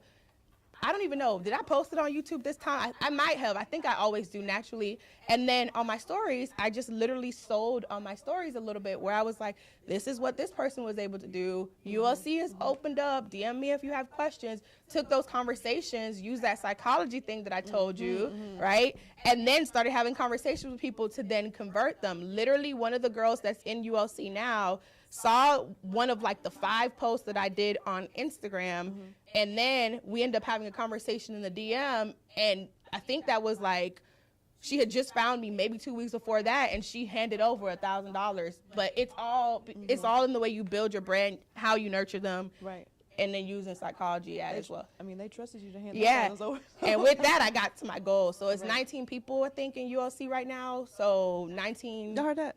Yeah. The launch with 19 people. So and $19,000 $1,100. for absolutely no paid marketing at all. And she posted 5 times, baby. I love it. Chanel, I'm so grateful for you. Thank you so much for coming and dropping the gems for the ladies. Like, can we build our brands, girls? Come on. Give it up for my girl. Thank you so much. I truly appreciate you. Yes, you're welcome. You're welcome. So, ladies, baby, and please feel free. It is time to eat, honey. Okay? I don't know about y'all, but the stomach is growling, so let's get into it. That was so fun. Yes, it was. Turn this off. My hands sweating. This thing is off. Okay, 1 minute.